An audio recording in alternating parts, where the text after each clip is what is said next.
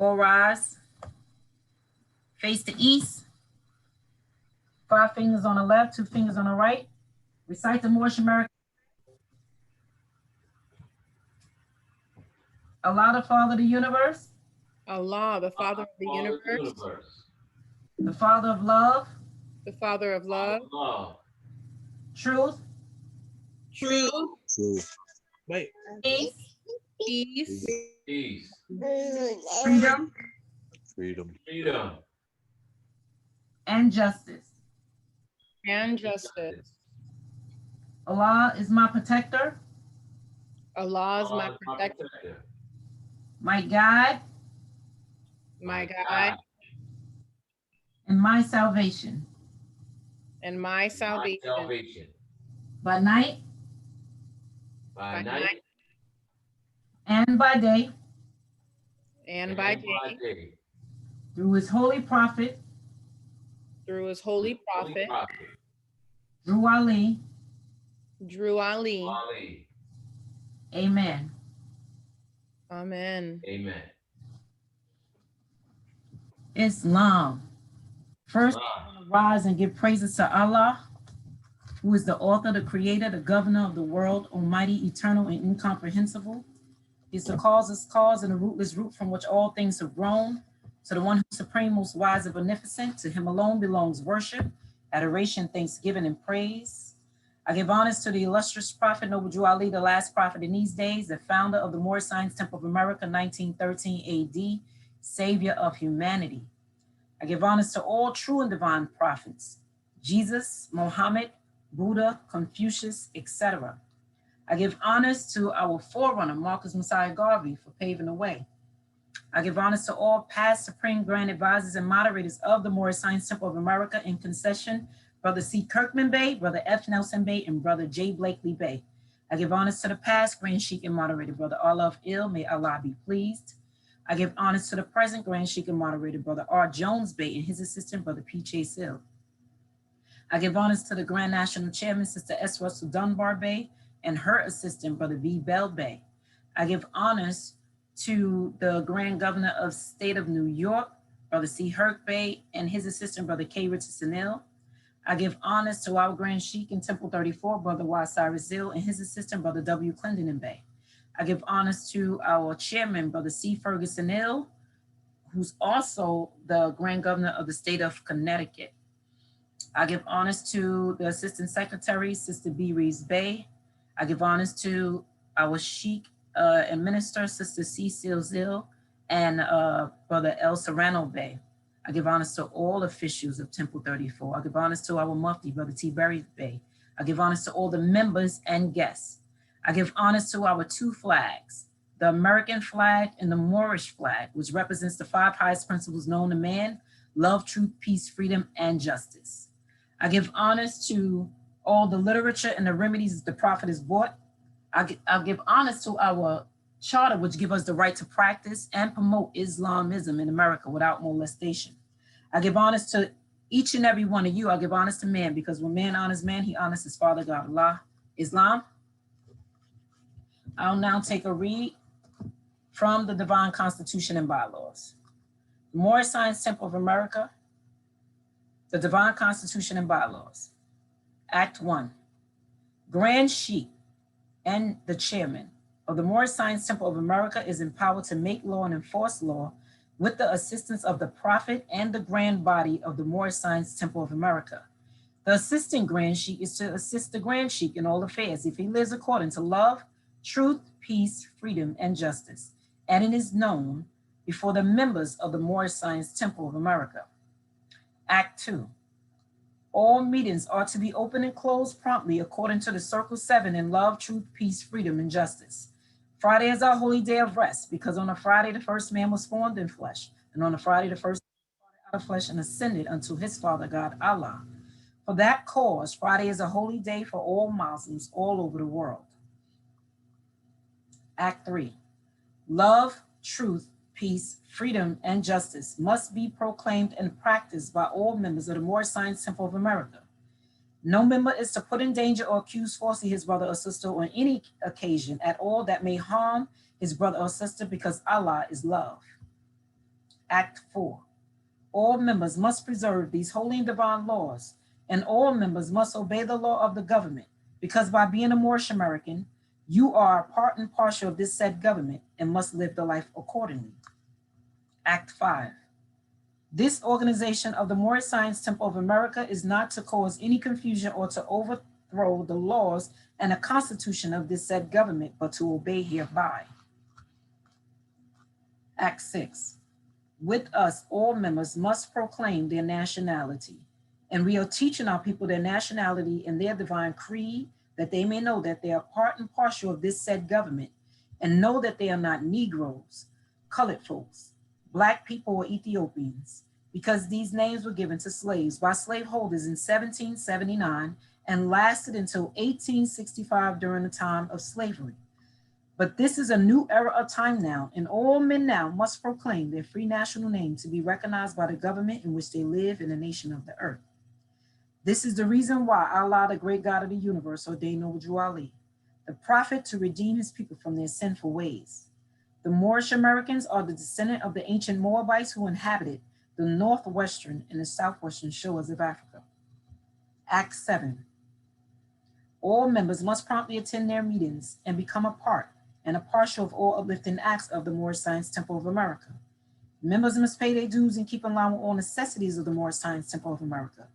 Then you are entitled to the name of faithful. Husband, you must support your wife and children. Wife, you must obey your husband and take care of your children and look after the duties of your household. Sons and daughters must obey father and mother and be industrious and become a part of the uplifting of fallen humanity. All Moorish Americans must keep their hearts and minds filled with love and their bodies clean with water. This divine covenant is from your holy prophet Noble Drew Ali, through the guidance of his father God Allah, Noble Drew Ali founder. Moorish American prayer. Allah, the Father of the universe, the Father of love, truth, peace, freedom, and justice. Allah is my protector, my salvation by night and by day through his holy prophet Drew Ali. Amen. The Moorish Science Temple of America, Home Office, 2905 5th Street, Southeast Washington, D.C., 20032. Thus I read the Divine Constitution and Bylaws for Moorish Americans. I'll now take a read from the Quran Questions for Moorish Americans on page 7.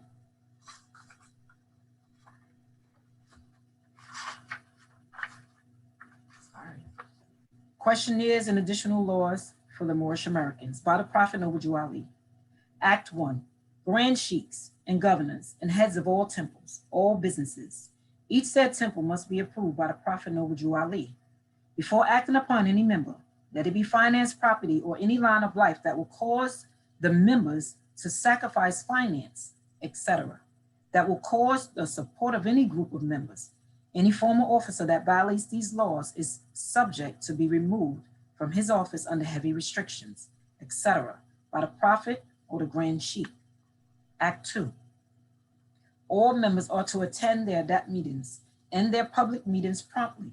If a member is found standing around on a meeting period, shall be fined 50 cents on the first case, and on the second, he will be fined $1, which will go on your emergency fund.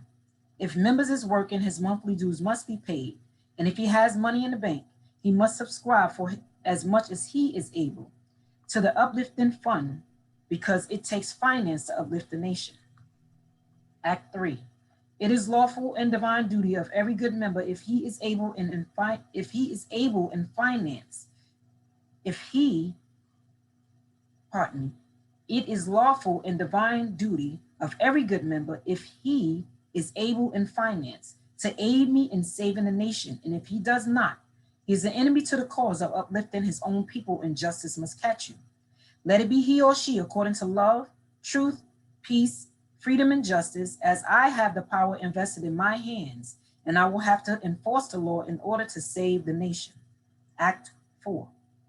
All members, while making a public speech, must not use any assertion against the American flag or speak radical against the church or any member of any organized group, because we are to teach love, truth, peace, freedom, and justice. Act 5. All members must promptly attend their meetings and send their children to Sunday school.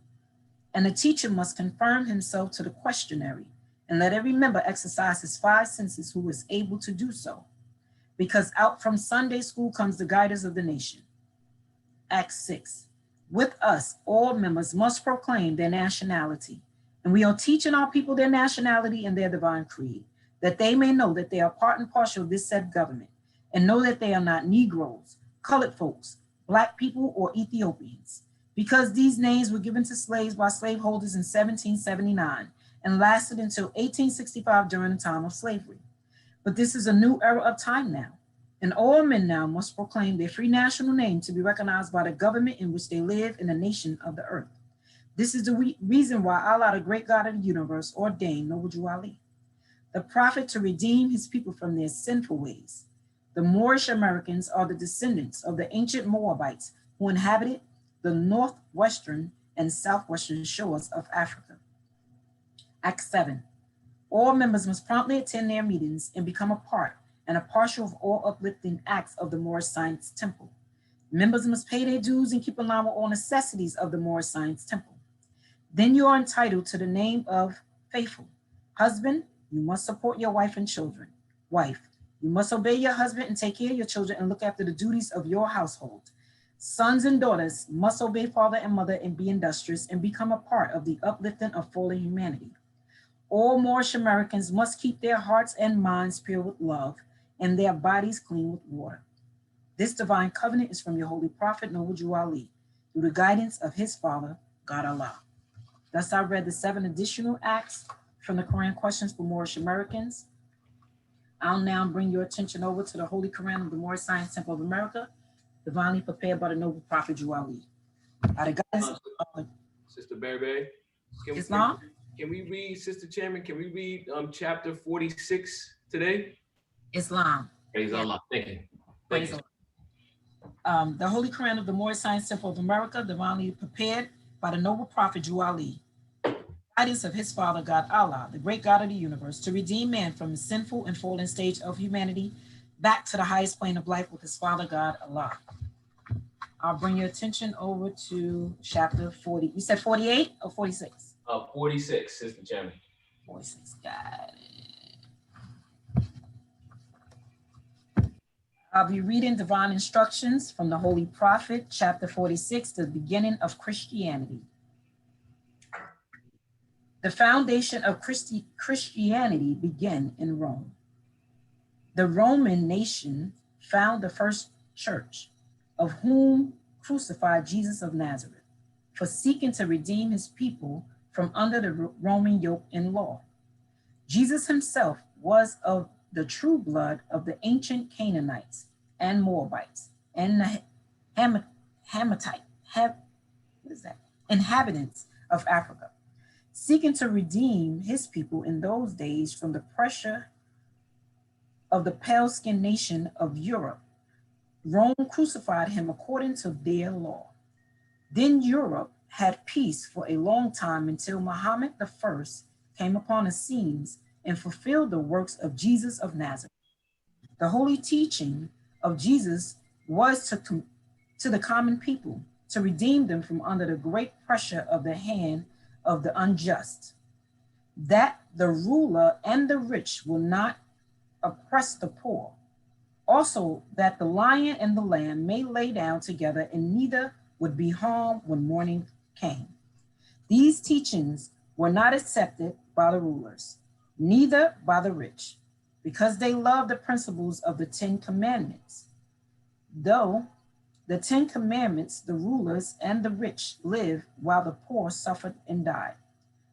The lamb is the poor people, the lion is the ruler and the rich. And through love, truth, peace, freedom, and justice, all men are one and equal to seek their own destiny and to worship under their own vine and fig tree, after the principles of the holy and divine laws of their forefathers. All nations of the earth in these modern days are seeking peace, but there is but one true and divine way that peace may be obtained in these days, and it is through love, truth, peace, freedom, and justice being taught universally to all nations and in all lands. Can you hear me? Islam, we can hear you. Islam. I just read, our meeting is now open officially according to our prophet's divine laws. I want to welcome everyone to our Sunday school today. And I hope that you can take something home with you that'll help you through this week, our 7 days of development and unfolding. I'll now call on our Sunday school instructor for today. That is our grand sheik for the Wise Cyrus Hill, Temple 34, after song. Islam.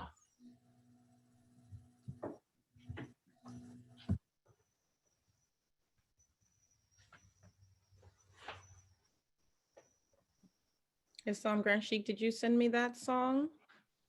We can go without one, actually. We're gonna do one at the end. It's Actually, Allah. so that way we'll save a few minutes in between. Praise Allah. Thank you, Sister Harmony. Thank you, Sister Berry Bay. Islam. Islam. Islam. First, I rise and give praise to the great God Allah, the Father of the universe, the author, the creator, and the governor of the world, almighty, eternal, and incomprehensible. I give high honors to the last prophet in these days, Prophet Noble Drew Ali, the founder of the Moorish Science Temple of America. I give honors to all of the prophets of Allah, Jesus, Muhammad, Buddha, and Confucius. I give honors to the forerunner to the prophet, Brother Marcus Mosiah Garvey. We give honors to all the leaders of the Moorish Science Temple of America, past and present. I give honors to everyone and everything that Sister El Berry Bay gave honors to. I give honors to the first Supreme Grand Advisor and moderator, Brother C. Kirkman Bay, Brother F. Nelson Bay, and Brother J. Blakely Bay. I give honors to the former Grand Sheik and moderator, Brother Arlove Ill, and to the present Grand Sheik, Brother R. Jones Bay. I give honors to all national, state, and local officials of the Moorish Science Temple of America, giving honors to all Grand Governors and their assistants and all Grand Sheiks and their assistants. I give honors to the Grand Governor here in the state of New York, Brother C. Hurt Bay, and to his assistant, Brother K. Richardson Ill. I give honors to our Grand Sheikess Emeritus, Sister E. German Bay, as well as our former Grand Sheik, Brother W. Clendenin Bay. I give honors to all of the officials of Temple Number 34, giving honors to the chairman, Brother C. Ferguson L., to his assistant, Sister L. Berry Bay, who we just heard. We give honors to Sister L. Berry Bay's assistant secretary, Sister B. Reeves Bay. We give honors to the treasurer, Brother T. Berry Bay. We give honors to our ministers, Brother L. Serrano Bay and Sister C. Seals Ill. We give honors to all of the members of Temple Number 34, all of the sheiks. We give honors to everyone that's on this call. Praise Allah. I continue honors to the charter of the Moorish Science Temple of America with its 10 great wonders of the world. They give us the right to teach Islam in America without molestation. I give honor to the two flags, to the American flag and to the Moorish flag, with its 5 highest principles that are known to man, the principles of love, truth, peace, freedom, and justice. I give honors to all of the prophets' literature, giving honors to the divine constitution and bylaws, the additional laws, the Moorish Holy Quran, questionary, Moorish literature, oral statements, humanity pamphlet, and everything that the prophet brought for the uplifting of fallen humanity. I give honors to man because when man honors man, he honors his father, God, Allah. Praise Allah. Praise Allah. More than this, for sake of time, I have a lot of things that I'd like to touch on today. So let's go directly into the questionary. I want to set up this conversation, I want to reference a few questions from the questionary. And Moors, be ready, put your thinking, they call it the thinking cap. I say this, twist your fads a little bit or tighten up your turban. So we want the Moors to be engaged. I'm gonna ask a few questions right out of the gate. And these will be fastball questions. We're only gonna do a few from the questionary. And I wanna remind the Moors to practice giving your praise and honors. So I wanna go first. I'm gonna start in a very interesting order. I want to go first, and I'm going to start with, since we just had our chairman on, I'm going to start with the chairman, Sister L. Berry Bay. Sister Berry Bay, we're going to read questions 74 and 75, and I'm going to delve into 75, which is one of the trickier questions, a little bit of a cryptic question in our questionary. We got Brother Clendenin Bay to back us up. The Brother Ferguson Hill is not here yet. He'll be here in a few minutes. He's working. So we'll see what if the Moors can answer as best you can, and then we have Brother Clendenin Bay to back us up afterwards. I'm gonna go with question 74, Sister Berry Bay. The question is, what did the higher self say to the lower self at one time when he met him? Where are you going, Satan? Where are you going, Satan? Praise Allah, praise Allah. And that is in reference, of course, it comes, Sister Berry Bay, right after talks about the higher self and the lower self. You know, in the Garden of Eden, 64 says, give 5 names that were given to the descendants of Adam and Eve, right? The parts of the lower self, Lucifer, Satan, devil, dragon, and beast. And then it starts to ask certain questions, and it ends with that question. What did the higher self actually say to the lower self when he met him? And more, I'm going to and fro the earth seeking whom I may devour. What that's the next one. But the first, yeah, so you just answered the second one, which is perfect, right? The first question is, what did the higher self say to the lower self at one time when he met him? So they met, is the interesting part. They met. And just to actually give a tiny hint of the context, I'm thinking about the time of year. I'm thinking about the holidays that we just coming through a series of American holidays. And this is all a lead up to the holidays. So I don't want the Moors to kind of at least follow the thread of thought, right? So they met. And then Sister Berry Bay just said the second question. Sister Berry Bay, I'm gonna take that to who else do we have? I thought I heard Sister Jordanelle or Brother Jordanelle on the line. Islam. Islam, Sister Jordanelle. Islam. So the second question is, what was the answer that the lower self gave to the higher self? Islam. First, I rise and give praise to Allah and honors to the Prophet, everything that pertains to Islam. Your question was, what was the response from the lower self? Yeah, what was the answer that the lower self gave to the higher self? Where are you going? When he said that, I am going to and fro the earth, seeking whom I may devour. Islam, and this is where I want to start. Mm-hmm. And I'm not gonna put the focus on anyone. I'm gonna allow it just to see who's warmed up. Anyone can unmute your phone. What is that? What do you think about that question? What does it mean? What is the context of it? We talked about this one time, a couple times at Temple 34. So the members of Temple 34 should actually have some cliff notes. But just off the top of your head, if you didn't hear when we talked about it before, what is this question referring to? Anyone except for, well, I'm gonna leave all of the sheiks except for the assistant grand sheik. Who had this conversation? Islam. Brother Serrano Bay. Islam, Brother Grand Sheik. First I rise and I give all praise to the great God Allah. I give honor to His holy and divine prophet, Noble Drew Ali. I give honors to everything that our opening chairman gave honors to, like all the sheiks, ministers, members, foreign sympathizers, and everything that pertains to Islam. From my understanding, going to and fro the earth, seeking whom I may devour, is to me is more of an antagonistic approach to the way we socialize and communicate with one another. And we have the ability to either look for the Allah in others, and we also have the ability to look for the lower self or the Satan in others. And being able to evoke those things that are bred by the lower self. And with that, I say peace. Praise Allah. Peace. Praise Allah, Brother Serrano Bay. Thank you for that. That actually makes sense. And that's definitely on track, right? Islam. Who all said this? Is that Sister Jordanelle? Yes. Islam, sis. I was just gonna say that, this past week we were talking about Elihu and their instruction in chapter 2, instruction 7. They were memorizing where Elihu talks about that law governs all events, and we were talking about coincidences. So for me, meeting him or hearing his name first from me brought me to the book of Job.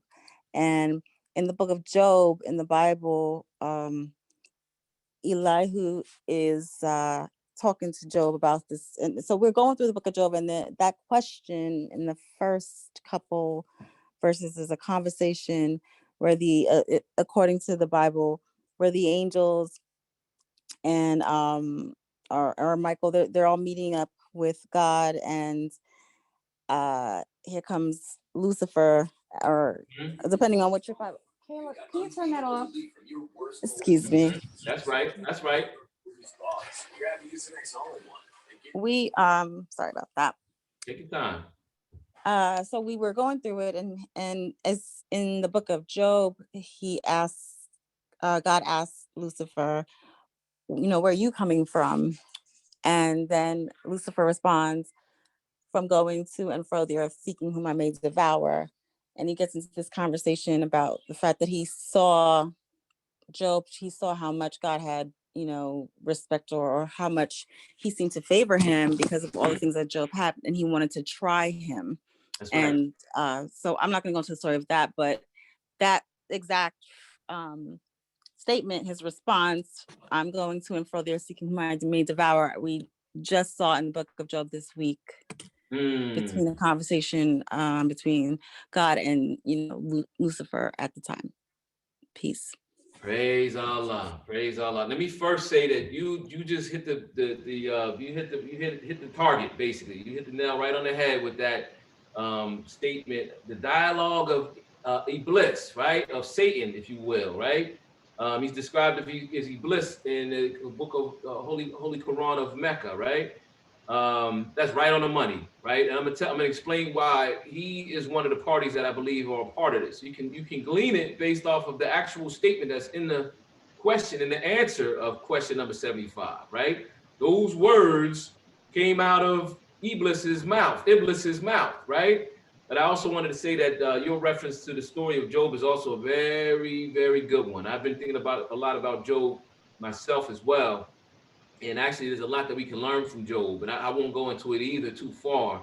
I think I'm going to save that for another discussion about, a particular topic about, strength and weakness, right? Sometimes when you're weak, it's not always your fault necessarily that you're in a weakened position. But again, I'm going to save it.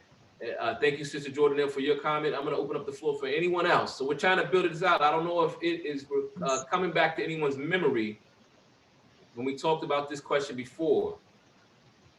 I'm going to jump. Hi. This is my first time here in class, so I'm trying to figure out how you doing. My name is Celeste Johnson. This is the first time I'm in class, so I'm listening in. Islam, Sister Johnson. Have you ever heard? Are you familiar with the teachings of the Prophet Noble Drew Ali or the questionary? Question? Do a friend, but that's it. So I'm wanting to learn on my own.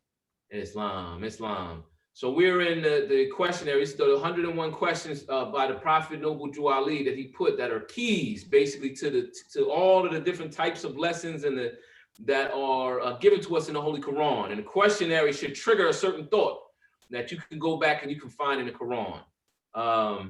So question number 75 is the question that we're on, and we're trying to figure out who is having this conversation. I want to cut to the chase so I don't burn up too much of the clock. Islam? Islam, Grand Sheikh. Islam, Sister Silzel, and welcome, Sister Johnson. We're gonna talk more with you. I'm gonna talk with you as we go into the meeting further. I wanted to say welcome. We're gonna go to our minister, Sister C. Silzel, on this topic. Okay. I also have a few hands up, Grand Sheikh, when you're ready. Praise Allah. Perfect. Thank you, Sister Harmony. Islam, first I rise and give praises to Allah. I give honors to our Prophet Noble Drew Ali. I give honors to the forerunner of the Prophet, Brother Marcus Messiah Garvey. I give honors to all the divine prophets of Allah, Jesus, Muhammad, Buddha, and Confucius. I give honors to the past Supreme Grand Advisors and moderators of the Moorish Science Temple of America, Brother C. Kirkman Bey, Brother F. Nelson Bey, Brother J. Blakely Bey, and our past Grand Sheikh, Brother R. Love Ill, and our present Grand Sheikh, Brother R. Jones Bey, and his official staff. I give honors to all of our national, state, and local officials. I give honors to the Grand Governor of the state of New York, Brother C. Hurt Bey, and his assistant, Brother K. Richardson Ill. I give honors to our head official at Temple number 34, Brother Y. Cyrus Ill, our Grand Sheikh, and his assistant, Brother W. Clendenin Bey. I give honors to our chairman, Brother C. Ferguson Ill, who is also the Grand Governor of the state of Connecticut, and his assistant, our Sister Sheikah, Sister L. Berry Bey, who is also our Sister Secretary. I give honors to her assistant, Sister B. Reeves Bey. I give honors to our Brother Treasurer, who is also our Brother Mufti, Brother T. Berry Bey. I give honors to all of the literature. I give honors to the charter. I give honors to all that is brought for the uplifting of fallen humanity. And I want to extend special honors to our Grand Sheikah Emeritus, Sister E. German Bey, and our former Grand Sheikh, Brother W. Clendenin Bey as well. I want to extend honors to all the Moors on the line, and I want to extend honors to the Sunday school and the thought and the effort put into each of the meetings that we have, and the time and the effort that the Moors are taking out of their lives to put into building a better life for themselves and for the Moors. Praise Allah. Praise Allah. With that, I was just gonna say I was gonna look at it more of the lower self. So when it says I'm going to what was the answer the lower self gave to the higher self, and it says I'm going to and fro the earth seeking who I may devour. When Sister Jordanelle mentioned the Bible, it took me back to also a part in the Bible where it was talking about kind of like stay alert or be watchful for like your enemy, the devil, is like roaring like a lion and looking for something to devour. It spoke about it in that concept. And so since the Moorish God had the lion and the lamb, I thought it would be fit to utilize that at this point in the time. Since there was a lion and a lamb, but also the lion is also known as Jesus in certain places when you come to the tribe of Judah. But I was just gonna say that when it's looking for I'm going to and fro the earth seeking who I may devour, that's the lower self. And if it can conquer over the higher self and never allow you to seek the Savior love upon the throne, then you're gonna not just hurt yourself, but remember the lower self breeds hatred, slander, lewdness, murder, theft, and everything that harms. And so you can become a negative mastermind, if you will. And so when it says seeking whom it may devour, I just thought that it was kind of trying to get rid of that light or that higher self, trying to kind of blot it out. And with that, I say peace and thank you for giving me the opportunity to speak. Praise Allah. Peace, sis. Praise Allah. Thank you for adding that in. And you're absolutely right. To cut to the chase, again, so we can expand, I want to use this as a jump off point, if you will, to kind of expand into something that gets fairly complex and exists even to this day. Sister Seals was right. This is a representation of two sides, right? This is what we said before in Temple 34. You got on one side, you have the representatives of the lower self, and then you have representatives of the higher self. As Sister Jordanelle said, this actually goes back to Iblis, who not only challenged Lot, that challenge mirrors the original challenge when he challenged Adam. You can read the entire story when you read in the Holy Quran of Mecca. Surah 2, it shows up in Surah 7, I believe, maybe even 24, but the long version of the story is in Surah 2. When Adam is created, he's immediately challenged by Iblis, the angel, right?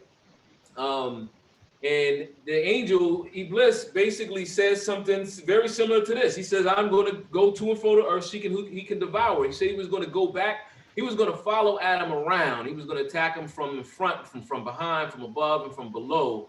He was going to drive him off the path. He drive him away from Allah, basically. That was the test, the short version. We should all be familiar with that story. We talk about that fairly often in Temple 34 as well. And that was where it started. And you saw that same challenge, it popped up again in Lot, in Job's story, excuse me. And then, so we're tying that context. So in that story, you have Adam as a representative and you have Iblis as a representative of the lower self versus the higher self, right? And then you go into another phase. I always say you got to put this in the context of the time and era of the prophet Jesus, because if you read the questionnaire, it's actually right after this, it starts talking about Jesus and he puts him in the position of the higher self, right? So interesting enough, when you look at the story of Jesus, Jesus is also challenged.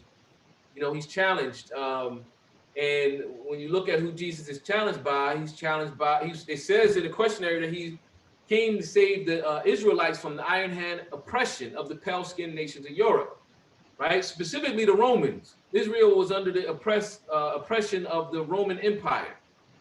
So you have Jesus in that particular moment in time representing the higher self, and then you have the Roman Empire now representing the lower self. If you can follow those two trains of thought, right? Two eras of time. And then you bring it down, and obviously you want to connect that to this present era of time. The Prophet Noble Drew Ali came to us in this era of time, and he's explaining to us that we have to beware. He's tying all of these things together. He's still talking about the higher self and the lower self. He still told you he's seeking who he may devour. And when you look in these modern times, you can look and see who is representative of the higher self.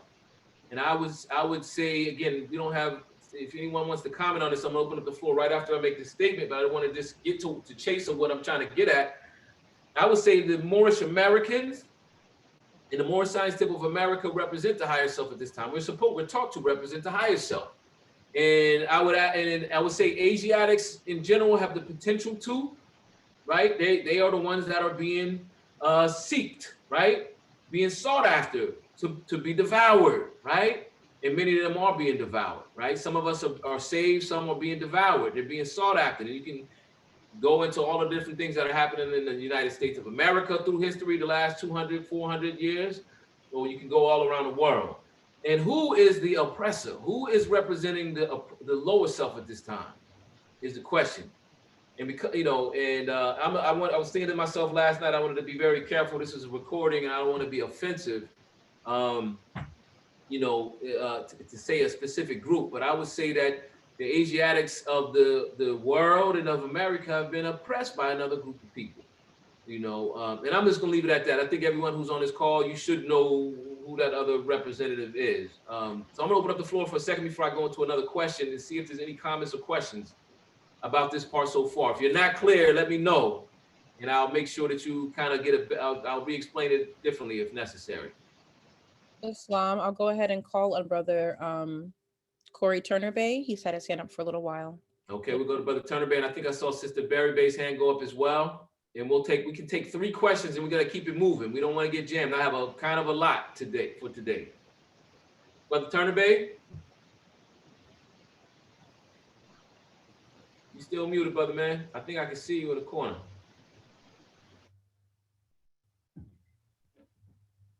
Sister Harmony, can you unmute his mic for him? His mic is unmuted. Okay, I'm looking at Sister Johnson. I'm sorry. Islam, Brother Turner Bay. While you working on muting your mic, let's go to Sister Berry Bay.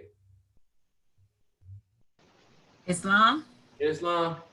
I wanted to just camel walk with Sister Silzil. I wanted to read from the Quran in chapter 3, instruction 21 to 23. It says, the only devil from which man must be redeemed. Sorry about that. The only devil from which man must be redeemed is self, the lower self. If man would find his devil, he must look within. His name is self. If man would find his savior, he must look within.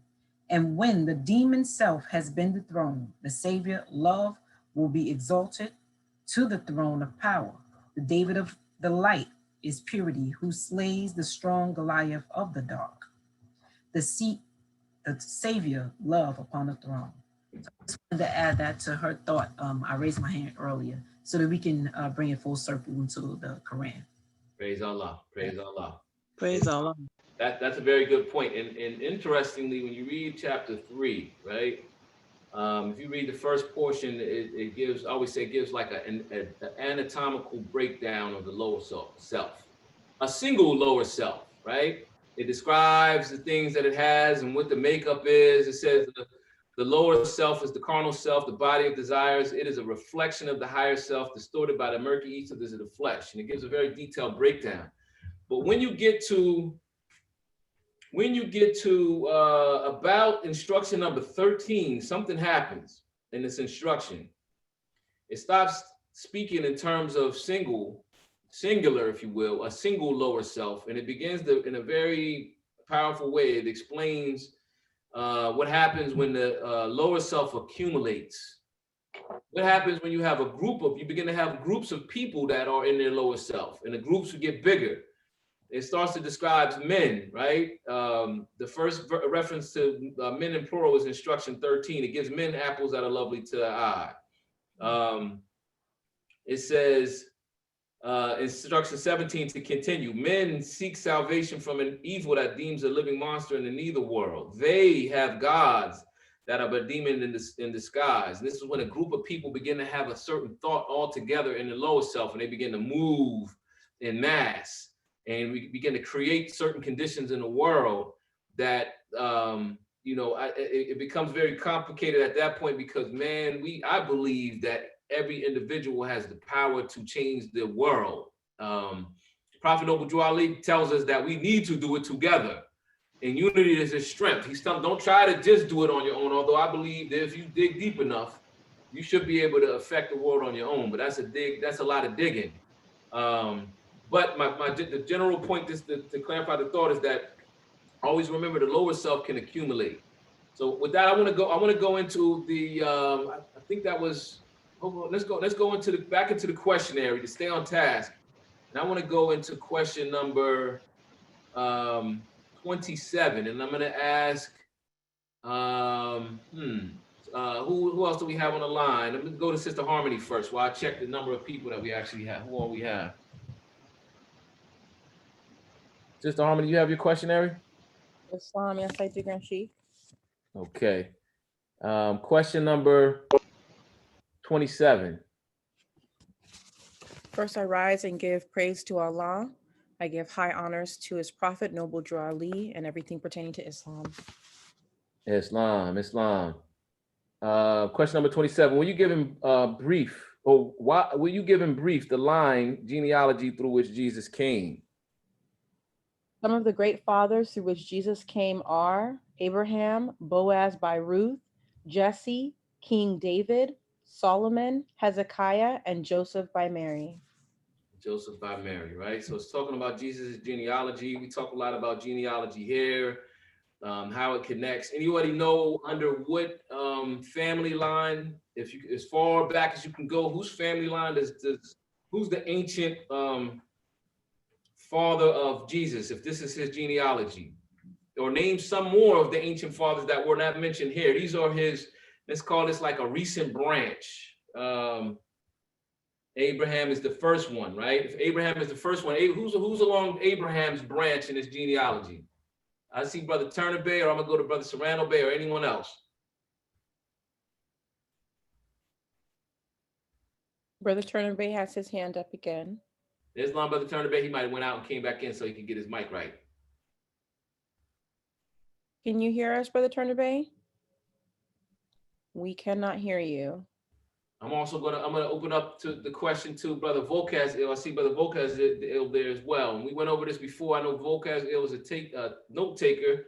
Who are the ancient fathers of Abraham, which is the ancient father, recent father of Jesus?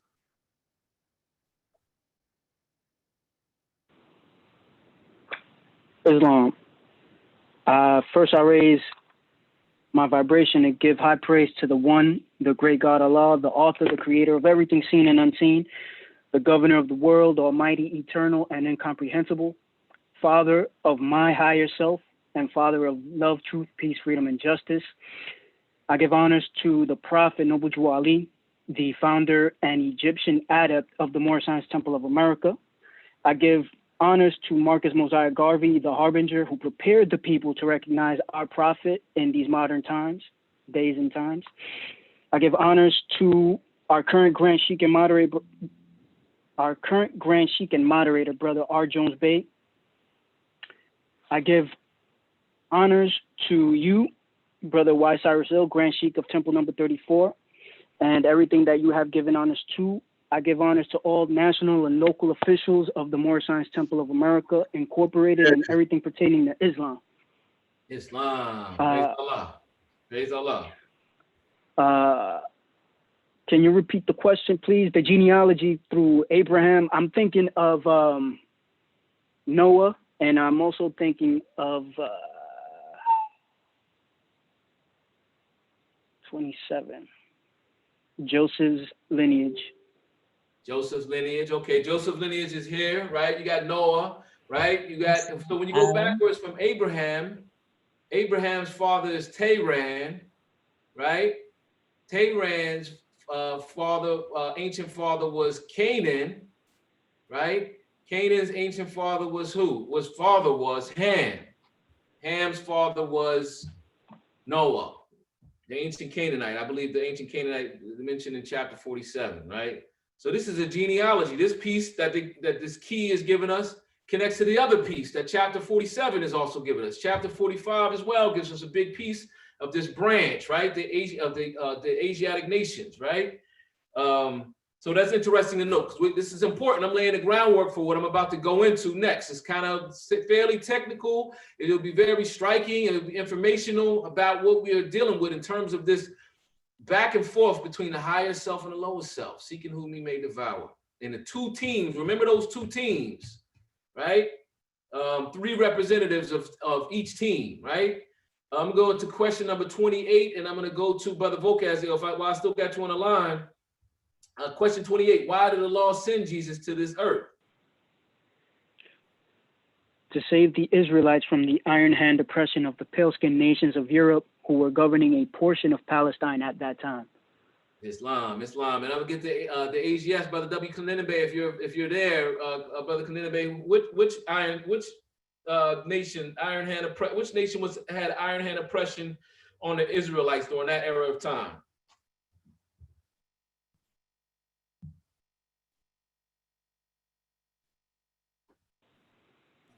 Islam. I just want to say real quick, Grand Sheik, I have here annotated 1776 plus chapter 16.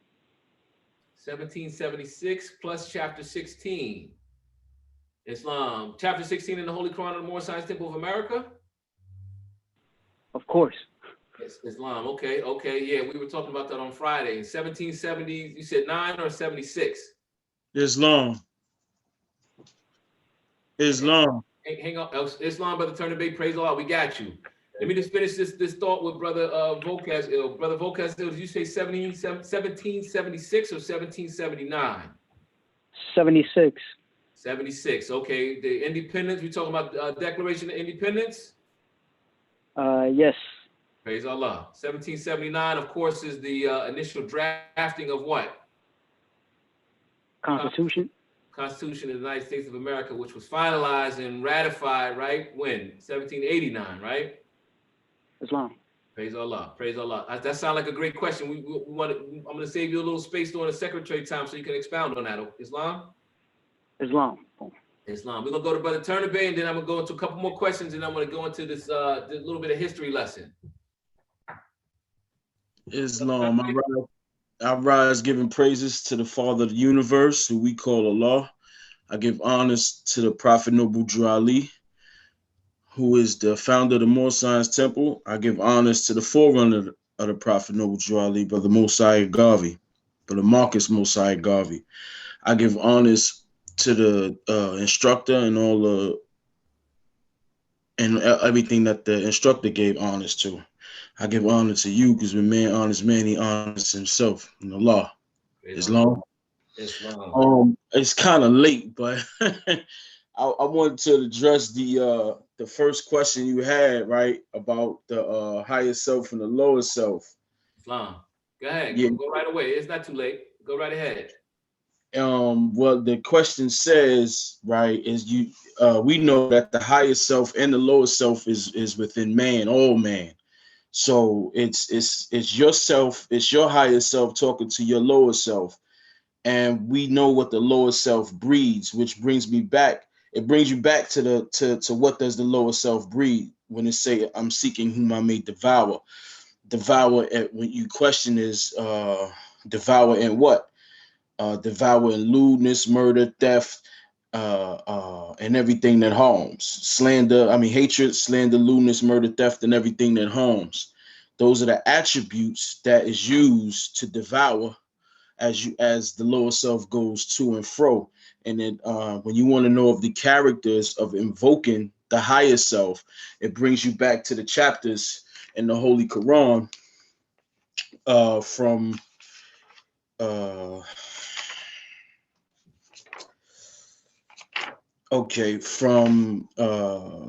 Know Thyself, which is chapter 36, which is all the way to which I think that's about 4 or 5 chapters is more so about the higher self, and then the next chapters from 40 to 40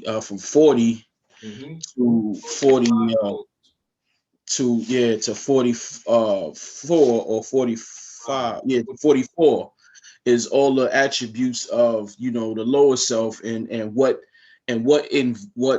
kind of actions that if you don't heed the instructions will cause you to be in your lower self and practicing that lewdness, murder, theft, and everything that harms.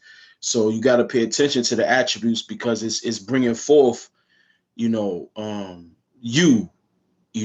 it talks about the contemplation of thy frame, and it talks about reflection is the business of men.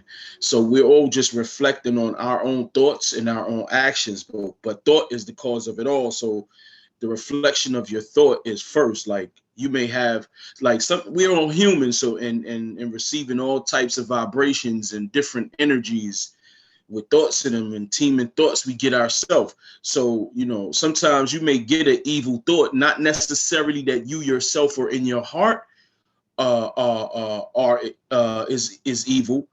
However, you may receive an evil thought, but you have to have the attributes of the higher self and also the patience to contemplate, why did you think that? Where does that come from? Is that really a part of you?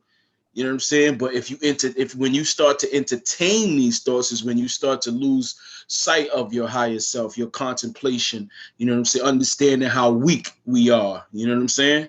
Even though, you know, fearful and wonderful art we made, we're still weak. We still got the attributes of instability. So it's just, and even with Jesus on the mountain, that's the physical manifestation of the attributes, him contemplating himself, understanding he's weak. And as he says, by many times I'm bound down to carnal life. You know what I'm saying? No, that means nobody escapes that. You know what I'm saying? But we have the principles and the keys to what does it say? I don't want to get it to not disregard. The word is not disregard, but overcome or seek the rule of love on the throne, you know what I'm saying? Or more or less dethrone the lower self and seek the higher self on the throne. Islam. Islam, Brother Turnbay, thank you for that. And I'm gonna begin to raise the meeting up. I want to go because we're gonna lose time. I want to go right into this demonstration. I want to say that you hit it. Hang on 1 second, Sister Berbe. You hit it on the head. You actually made a very good point, right? We on Friday we started to do an analysis and a breakdown of the carnal nature. You know, cruelty. What is cruelty? Where does it come from? How does it evolve? It definitely evolves, right? In the Gospels, we learn that Cain had to first be taught how to kill. There was a time when man didn't even know how to kill another man, and he had to be taught. And this carnal evolution began to have a rise where certain things began to happen, striking down of beasts, eating of beasts, you know, when man began to disregard man and equality went out of the window, and we began to look down on the toilers and come up with, you know, in Hindustan, in India, they have a caste system, and then, you know, murder had its rise, you know, you can theorize, and then torture, and then you get to a point where you can kill a prophet. You know, so I believe that we have to be on guard, as you said, between yourself, for yourself, because the lower self comes from within. You have the potential. But when you think about the original challenge, Adam was fine. It's the fact that Satan said, I am going to go to and fro. I'm going to go in front of him and from behind, and I'm going to throw him off. So a lot of these things we learn. You know, we learn how to sell drugs. We learn how to be in a gang. We had to learn. We learn in music how to be foul. You know, all of these things we learn, you know, vulgar comedy even is vulgarized, you know, and it gets down into your DNA, and now you are fighting it once it gets into your mind. But, you know, it goes into an analysis of how it got there in the first place. I'm going to go to Sister Berry Bay, and I'm going to switch over right after Sister Berry Bay. If you can make a quick comment, I'm going to switch up looking at the time, and I don't want to overshoot too badly. Islam. I first want to thank Brother Turnbay for bringing it back, because you had invoked a thought after you said that you read chapter 3 and you spoke about it becoming like a group, right? And I went to question 69 where it says, what people represent the lower self? Those who were cast out of the city and those who accept their teachings. And Brother Turnbay brought it into saying that it's a thought. The prophet let us know that without a foe, a soldier never know his strength, and thought must be developed by the exercise of strength. So this is a people of that lower vibrational thought, and that generates it. You know, they say you attract what you are. So if you get a group of people who draw to that lower self and those type of teachings, then that's when you get people who are trying to overthrow, like the Rome did. You know, so I just wanted to thank Brother Turnbay for bringing that back, because in the questionnaire, it speaks about a group of people. And those people were who represent the lower self. I just wanted to bring that to your attention. Islam, Mr. Berry Bay. Islam. Praise Allah, Sister Berry Bay. And I like what she said. She said those that accepted teachings, and I'm going to use that to actually segue in a second. I want to first begin to share my screen, and I want to discuss the upcoming American holiday, global holiday of Christmas. And I want to. You mean the murder day, right? Yeah, we're gonna get into it. I want to break it all the way down. I'm going to start with this thought. I want to go into the thought that the prophet. What did the prophet say? Brother, I'm gonna go to Brother Turner Bay or anyone else. What did the prophet say about tolerance? And let me see if this what is showing on my screen, Sister Harmony. Can you see a newspaper clipping? Islam. Islam. Okay, praise Allah. And I got the wrong page showing. What did the prophet say about tolerance, Brother Turner Bay?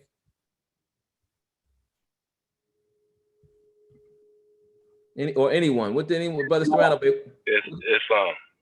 Islam, Brother Clendenin Bay? Oh, you got it? Yeah, okay. Islam, Grand Sheikh. Praise Allah, honor to the prophet. The prophet said, tolerance is better than unwarranted opposition. Islam. Praise Allah. Let me see if I can let me cut my camera off. See if I can get my screen to cooperate a little bit here. Let's see what's going on. Can't get my, hang on for a second more. So what I'm gonna do is unshare, fix this page, and then share this again. Hang on for a second.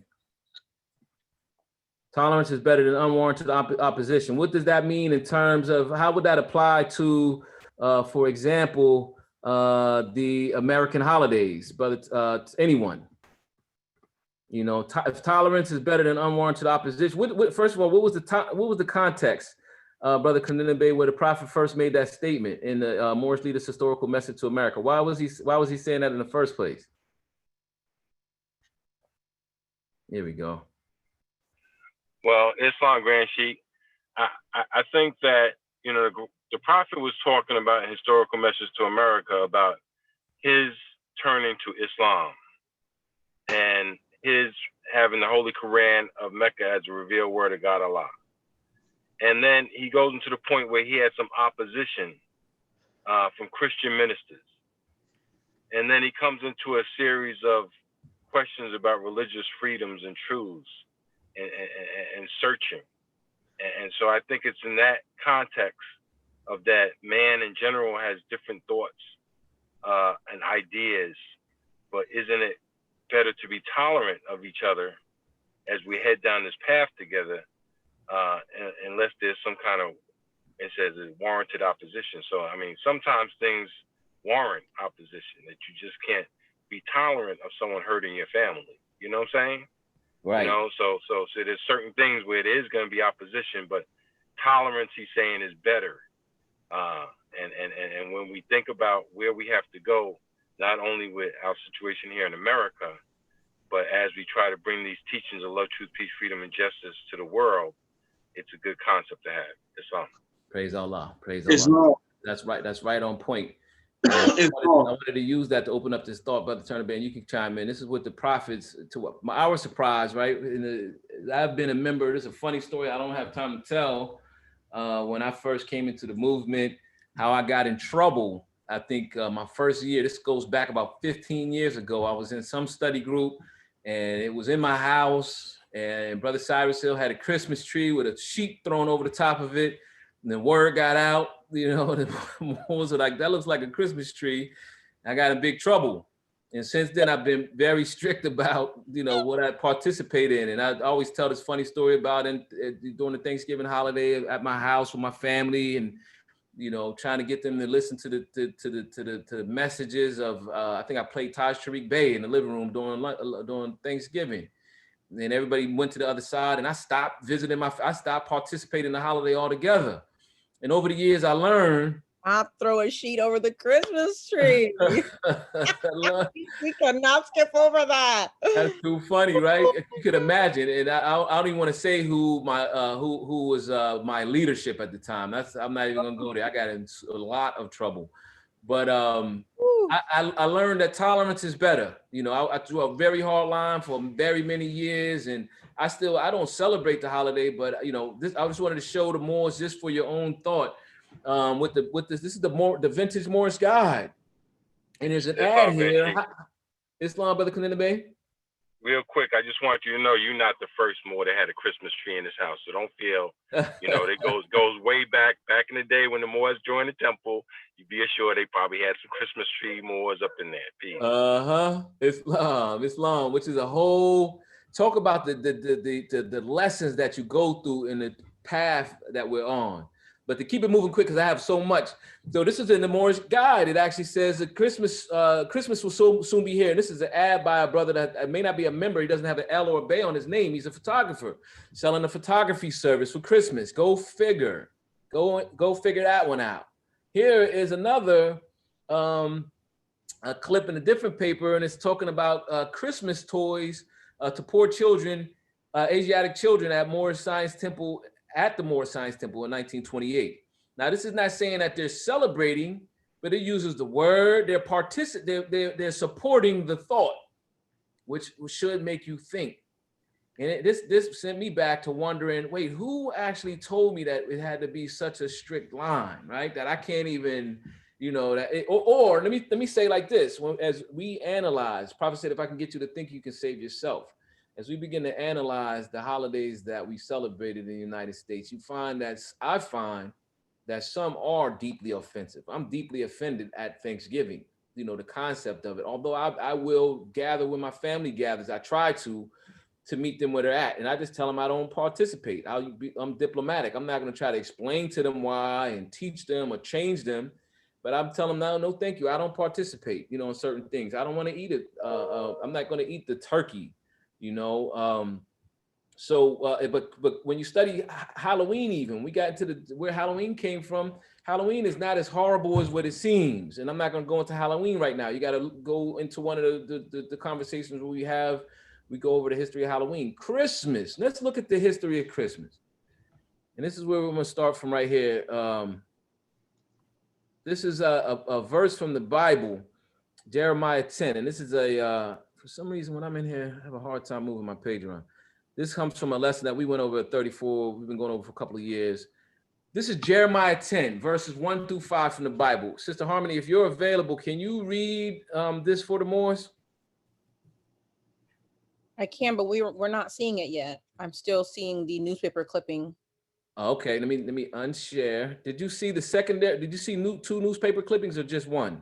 We're only looking at the first one, and we can see your examples to the side. Oh, okay. Oh, wow. Okay, so I didn't show the second clip. That means the second one didn't. Let me do this. Yeah, we didn't see the one about the Christmas toys, but we saw the first ad about the photographer.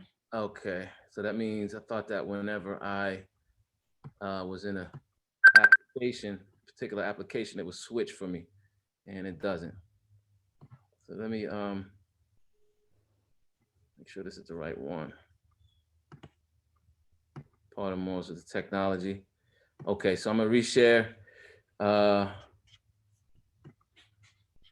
Tell me if you can see this time a newspaper clip. Do you see the second one? Okay, yes. Wow, yes. Giving Christmas toys to poor Asiatic children at Moorish Science Temple in December 1928.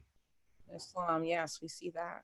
Okay, and for sake of time, I'm going to stop share so I can share this third part. Unless it changed on its own. If it changed, tell me. You're not sharing anymore. Okay. Sharing. And if you can read this for me, Sister Harmony. This comes from, let me go back to the top. This comes from Jeremiah. This is a lesson that we have, Christmas and the meaning of and symbolism. This is Jeremiah 10, verses 1 through 5. Islam. It reads, "Hear ye the word which the Lord speaketh unto you, O house of Israel. Thus said the Lord, learn not the way of the heathen, and be not dismayed at the signs of heaven, for the heathen are dismayed at them. For the customs of the people are vain, for one cutteth the tree out of the forest, the work of the hands of the workmen with the axe. They deck it with silver and with gold. They fasten it with nails and with hammers, that it move not. They are upright as the palm tree, but speak not. They must needs be born, because they cannot go. Be not afraid of them, for they cannot do evil, neither also is it in them to do good. Islam. So this is a famous verse that comes out of the Bible. I want to ask them more, and it basically says that you're not supposed to be putting Christmas trees in your house. You know, it says the tree from the forest, cutting a tree from the forest.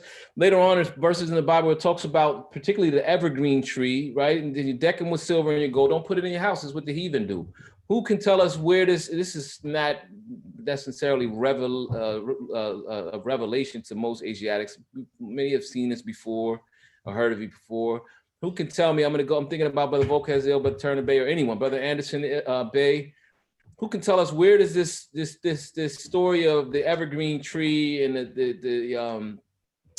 this thought about not participating in it, where does it stem from?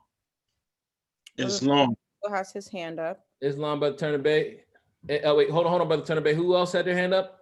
Brother Volkazel. Brother Volkazel. So we'll go to Brother Turner Bay real quick. We're looking for the answer, and then if not, we'll go to Brother Volkazel. Where does this stem from? To my understanding, a lot of their rituals or practices, to me, is kind of like a mockery to one of our flags, which is the tree with the white canteen in the background. The flag of the continental United States of America, I believe they call it. Right. Mm-hmm. Right. And, when you put in the red balls, I think the red balls represents the cherry tree, right? And some of the balls represents, as far as what they did in recent history, as far as hanging the heads on the trees, right? And I believe it's like a total mockery of our Islamic creed with the star on the top or the star and the crescent on the top. So, but I also wanted to go into like the first Christmas marked in history, which was by the Byzantine Empire, something called the Dionysus Exiguus, right? So that, because I'm going in that direction too. I want you to, if I can get you to hold that just for a second, Brother Turner Bay, so we don't overshoot. I don't want to overshoot too bad. And I want someone to look up for me the date. Look up, speaking of Byzantine, I want someone to look up for me the date. I always forget, in the 4th century, 300 something, the date of the Nicene Council. The Brother Turner Bay has it on top of his head. I always forget the date. And we're gonna come back. We're gonna come to that, brother Volkazel. Where does this? I'm still looking for. Where does this thing about evergreen trees in your house? Where does it come from? 325, Grand Street. Thank you so much. 325. Got it. Thank you, Sister Harmony. Islam. In all sincerity, I do not have a clue, but in Sister Harmony. Reading of this passage, I thought of chapter 5 and the meaning of the carpenter's tools with the axe and the workman and the nail of truth and the hammers, and that's what I thought about. Islam. Let's keep going, right? The answer to that is Nimrod, right? The story of Nimrod. If you ever got to this, then we're gonna come in this Nimrod story later on, as we go into more depth. I'm gonna start with the surface first. For those that are not familiar with the story of Nimrod, we'll get into that. So during the Christmas holiday, we're supposed to be celebrating the birth of the prophet Jesus. But in actuality, when you get into the history, you realize that Jesus could not have been born on this particular date. So this date is actually something else, right? And here it goes into some of that. I'm not going to go into elaborate that detail for sake of time. It says one of the arguments says, we know that the shepherds were in the fields watching their flocks at the time of Jesus's birth, and shepherds were not in the fields during December, right? 2, it says Jesus's parents came to Bethlehem to register in a Roman census, and the censuses were not taken in winter, right? So this date just is very problematic. It goes on and on about the date. If you want to come back and you can pick this up from here, if you don't have this lesson already from Temple 34. I want to keep going, and I want to go into who is this Santa Claus character, right? It starts to talk about, I want to read this part. It says, and what of old jolly Saint Nick? He's an innocent, happy, jolly being, right? Named after the patron Saint Nicholas, right? Well, the only two things that modern Saint Nick can claim from the real Saint Nicholas are his name and his kindness to children. From there, the rest of the myth and tradition was added to mostly from the pagan god Thor, who lived up north at the top of the world in the polar regions. He battled ice and snow to come to our parts of the world. He had a sleigh that was driven by goats. He doled out punishments to bad children and presents to well-behaved children. So that's how he knows if you've been naughty or nice. Two of his reindeer are named after pagan gods: Cupid, the god of sexual love, and Donner, the god of thunder. Many pagan cultures worshipped a hearth god who wore red, entered the house through the chimney, blessed those who pleased him, and cursed those who didn't. Food was left to appease this god. Taiwan still has a hearth god that appears on the 24th day of the 12th month to report the status of mankind to the heavens. Leaving the milk and cookies to Saint Nick under the tree dates back far enough that Ezekiel warns against it. All right, and then you get into this iconography, if you will, of Saint Nicholas and this original version of what I would call an elf, right? I'm gonna jump right to the chase. The elf, if you ever noticed, I heard goes back to one of the first things I heard during the Moorish Science Temple of America, that the colors of our flag was banned from use as fashion colors. Up until very recently, that you would barely see the combination of red and green put together, except Christmas elves. And Christmas elves have Moroccan shoes on. And you'll see something very interesting I'm going to show you. They're connected to Moors, period.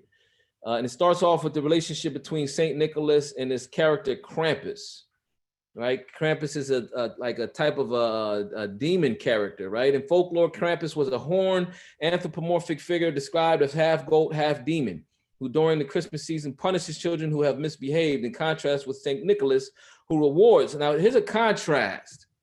Let's go back to this thought about the teams, two different sides of people striving, right? One side striving with the lower self, another striving with the higher self. One side actually try to silence a prophet, right? But then the presentation, sometimes truth and falsehood gets reversed, it gets switched, right? In contrast with Saint Nicholas, who rewards the well-behaved with gifts.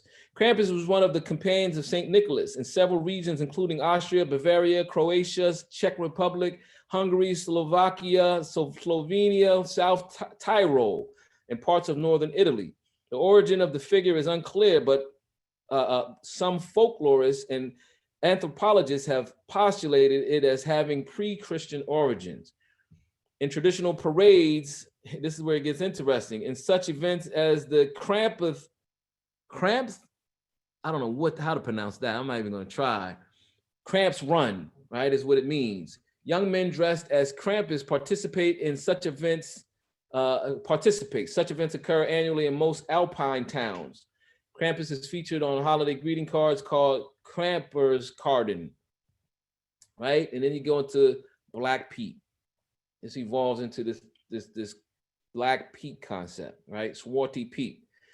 Swarty Pete, pronounced in English Black Pete or Black Peter in Luxembourg, and it has pronunciations in the world, is the companion of Saint Nicholas. Now this is the new companion, the evolution of Krampus.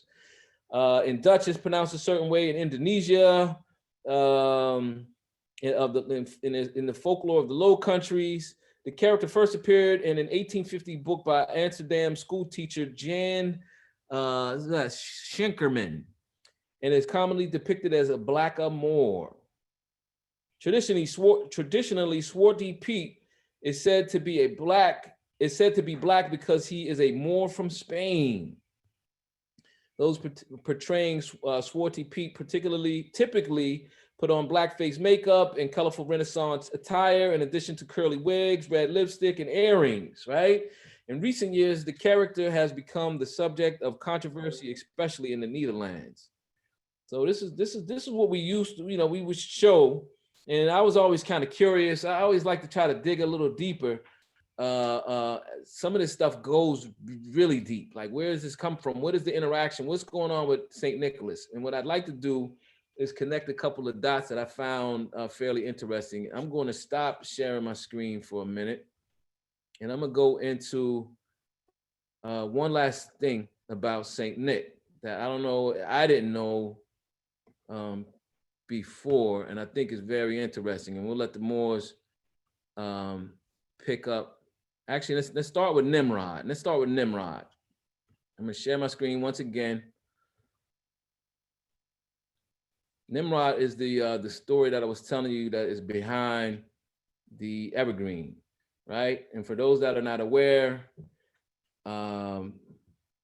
Nimrod is this has a little text about Nimrod, right? The story to understand the history of the child Islam. I don't mean to cut you off, Grand Sheik. Islam, who speak? Oh, that's Brother Louis? Yeah. Islam, Brother Baptiste Bey. Wanted to say something about this Christmas thing. Okay, can you hold it just for one split second, just for sake of time? I want to make sure that we get through this. And then at the end, I'm going to go directly to you. Is that okay? Yeah, sure. Praise Allah. Nimrod, right? To understand the history of the child God, we have to begin with Genesis 10:8. And Cush begat Nimrod, right? Remember our genealogy. Cush begat Nimrod.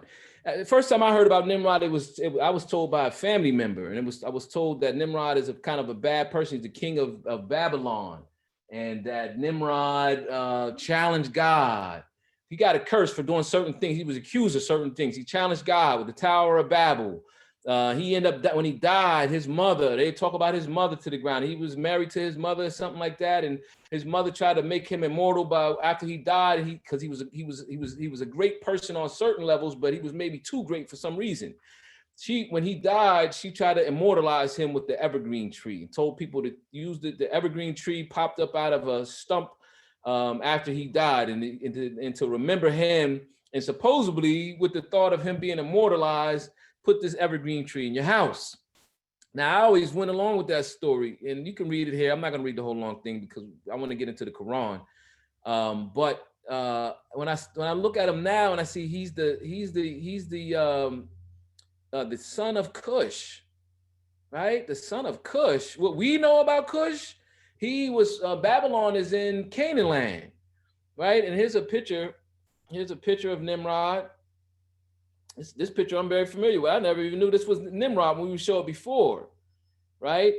And this is a real quick excerpt of Nimrod. Nimrod is usually like a filthy word to say when you talk about Nimrod. He's like the ugly underbelly of Christmas, right? Christ was not born on December 25th. Nimrod, king of Shinar, was, according to the book of Genesis and the book of Chronicles, son of Cush, the great-grandson of Noah, right? And when you read in further, I'm going to put this on the screen just so you can read it later. This goes into the evergreen part. It talks about his mom, and in the earlier portion. I'm not going to read all of this. I'm not going to read all of this for the sake of time, and you can read it because it's on the screen now, right? And I basically told you the footnotes of the story. But when you look at Nimrod, right? This is Nimrod. This is Nimrod from we were talking about Mesopotamia and Samaria. This is clearly a Sumerian person. Right, he's got the tree. This is supposed to be him with the Christmas tree, with the evergreen tree. Excuse me. Nimrod, the great hunter. Cush begot Nimrod. He began to be a mighty one in the earth. He was a mighty hunter before the Lord. Right. So I mean, I'm not taking a position. To me, it all of a sudden strikes me as kind of odd that Nimrod will be cursed as well. Right. We already know that Ham was cursed. Canaan was cursed. Lot had incest with his family members to create Moab. All of our ancestors seem to be cursed, but this is Nimrod. He's always depicted as an Asiatic, right? This is Nimrod. You see the five-pointed star, right? Connected to Nimrod, right? Very interesting. Nimrod. Now this gets into Nimrod is connected. If you look at this image, Nimrod has goat's horns, and his mother, who supposedly put herself as a goddess, and she might have been his wife. She's got the crescent moon on her head, right? Like Isis does, right? Now this begins to sound like this is just an attack on a group of people. To me, I have to dig deeper. I'm just saying I noticed it recently. I have to put one and one together, but it gets very interesting. I'm gonna show you one other thing. This is Nimrod depicted with horns. Think about Krampus. Think about Krampus with horns. And the fact that our ancestors a lot of times were Osiris, you know, they were depicted in association with the cow in certain periods, whether there was an understanding, misunderstanding on our part, or just a misunderstanding of other people looking at our culture, right? At those particular eras of time, let's say. So now this is the Tower of Babel. Looks to me strangely, although I know this is I suspect this is a modern drawing. The Tower of Babel, that looks a little to me similar to the step pyramid, but I'm not gonna go there either. Let's look at Saint Nicholas.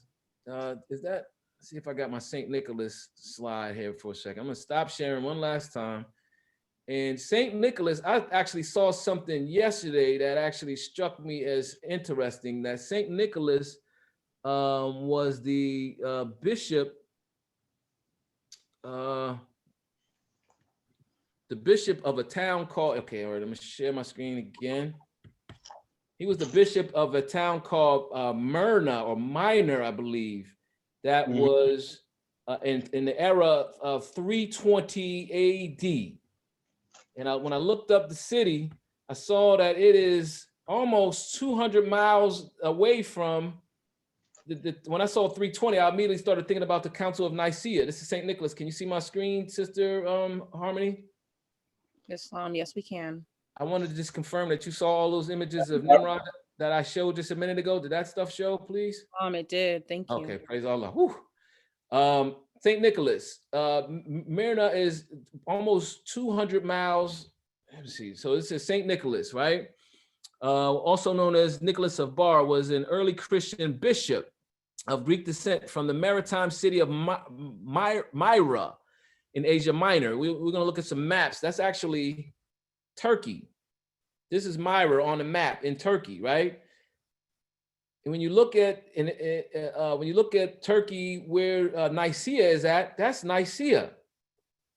That's not even 250 miles distance, right? So St. Nicholas is in the vicinity of Nicaea. If to those that are familiar, the Nicene Council of 325, thank you, Sister Harmony, for looking up that date, is where the Bible was assembled. We read from chapter 46 earlier about how the European nations didn't want to hear Jesus and they killed him. And then they turned around to read the verse from the Bible. Read the verse from the Holy Quran, chapter 46 again. Chapter 46, this is on page 57, the beginning of Christianity. The foundation of Christianity began in Rome. That should strike you as odd just right out of the gate. Really? Rome? And that we all know that, but did we ever think about it on that level? The Roman nations founded the first church, whom crucified Jesus of Nazareth for seeking to redeem his people from under Roman yoke and law. Jesus himself, this goes back to the two teams, right? Think about it. I'm going to and first, see who I can devour. I'm going to trick y'all. Jesus himself was the true blood of the ancient Canaanites and Moabites and the inhabitants of Africa. He was a Canaanite. He was on the side of Nimrod, is in his family line, right? He was a Moab. He was a Moabite. He was an Israelite. He had Moabite blood in him. Jesus was the true blood of the ancient Canaanites and Moabites and the inhabitants of Africa, seeking to redeem his people in those days from the pressure of the pale-skinned nations of Europe. Rome crucified him according to their law. Right? Then Europe had peace for a long time until Muhammad I came upon the scene and fulfilled the works of Jesus of Nazareth. Muhammad had to come and write a new book, the Holy Quran of Mecca, because why? They put a book together saying what Jesus was supposedly trying to say, and they silenced them, called the Bible. Where did they do it at? Council of Nicaea, 325 AD. Who's in the vicinity of Council of Nicaea? St. Nicholas. Right, St. Nicholas is very close. I have to continue to research, but to me, this seems funny to me when I look at it now.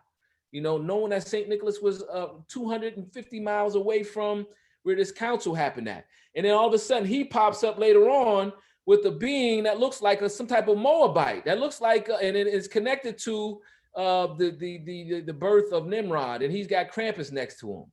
You know, to me, it seems like it's just like it's a deep symbolic switch out. You know, so I just wanted to share these thoughts. There's a lot that you can glean from there in terms of understanding the relationship of, you know, the Moabites to this holiday again. Again, I would say, although it definitely appears that we're being, I would say, you know, like the joke is on us to a certain degree. It's not as horrific as, in my opinion, as Thanksgiving is, but it has something to do with you. It has something to do with you, and we should be familiar with the meaning of it. Islam, Brother Turner Bay. Yeah, I wanted to say something too to Camel Walk with you about Santa Claus. And the legal terminology, you know, it was like to ensure that the contractual definitions of the working way is not limited to Monday and Friday, excluding banking holidays. Instead, it should also be widened to include a convenient period around the festivities, such as the 23rd of December to the 4th January, for example.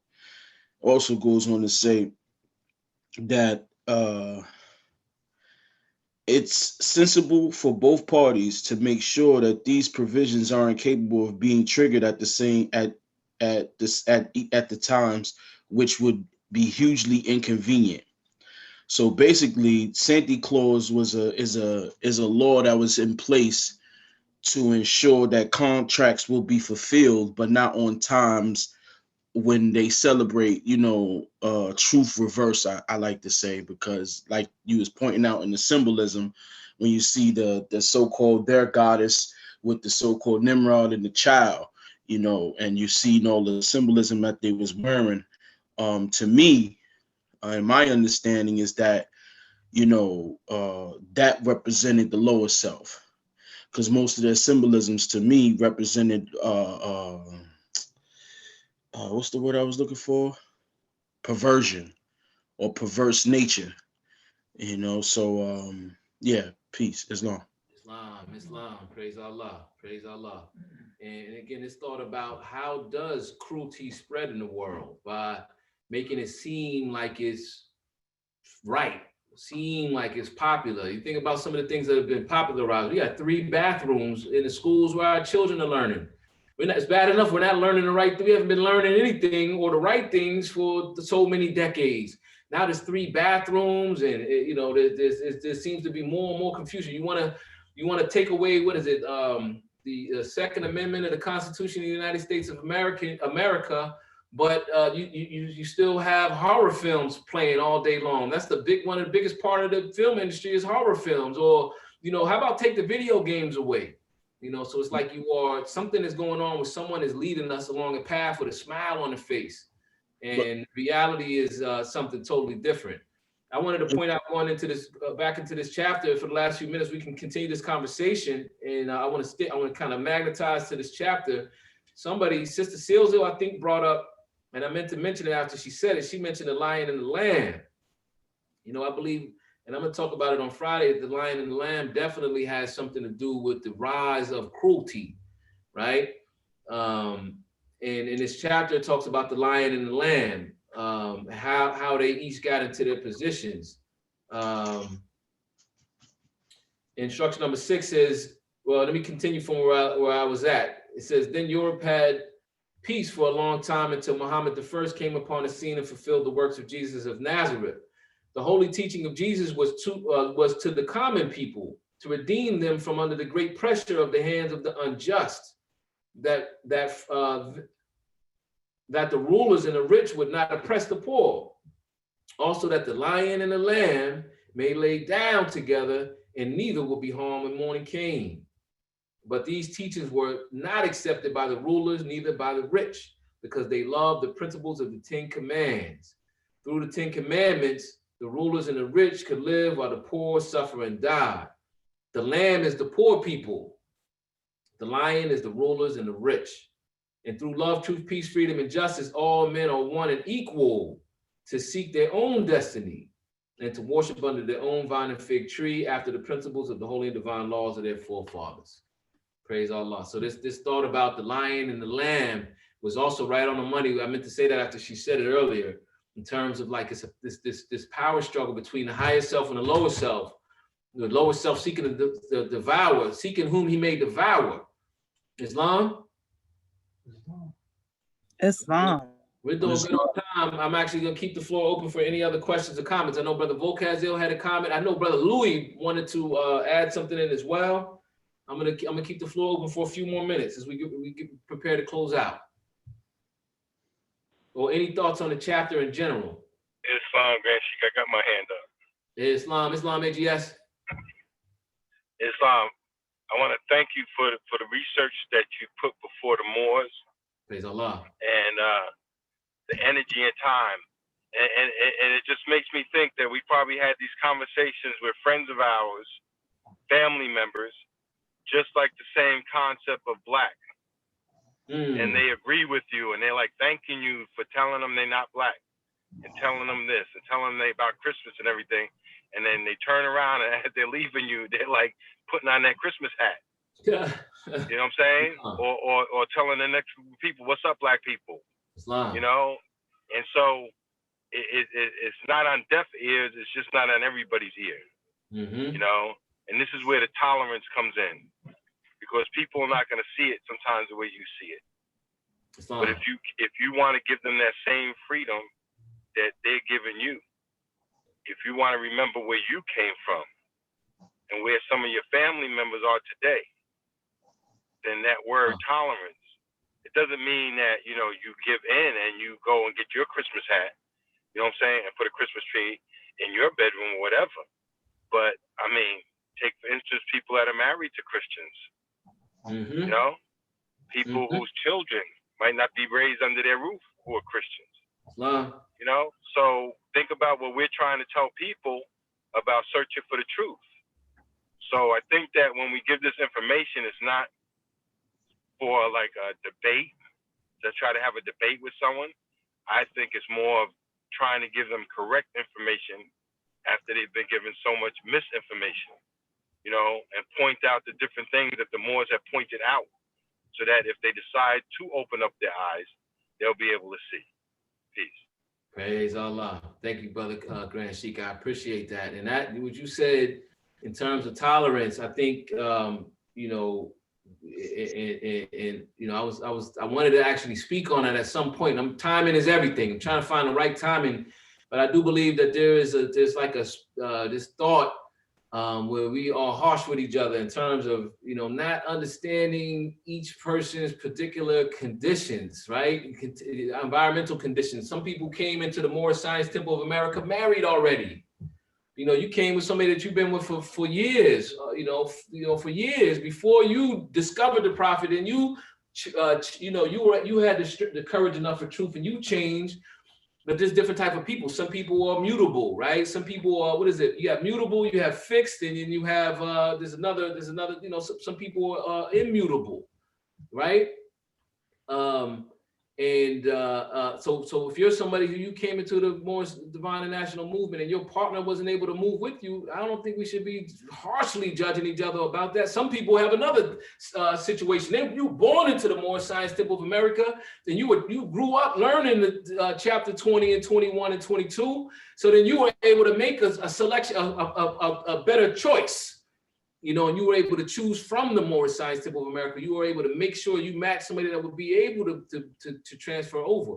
Not all of us have that situation. You know what I mean? And should you, what is the right thing to do? It gets like into the chapter on weakness. What are you supposed to dump your wife?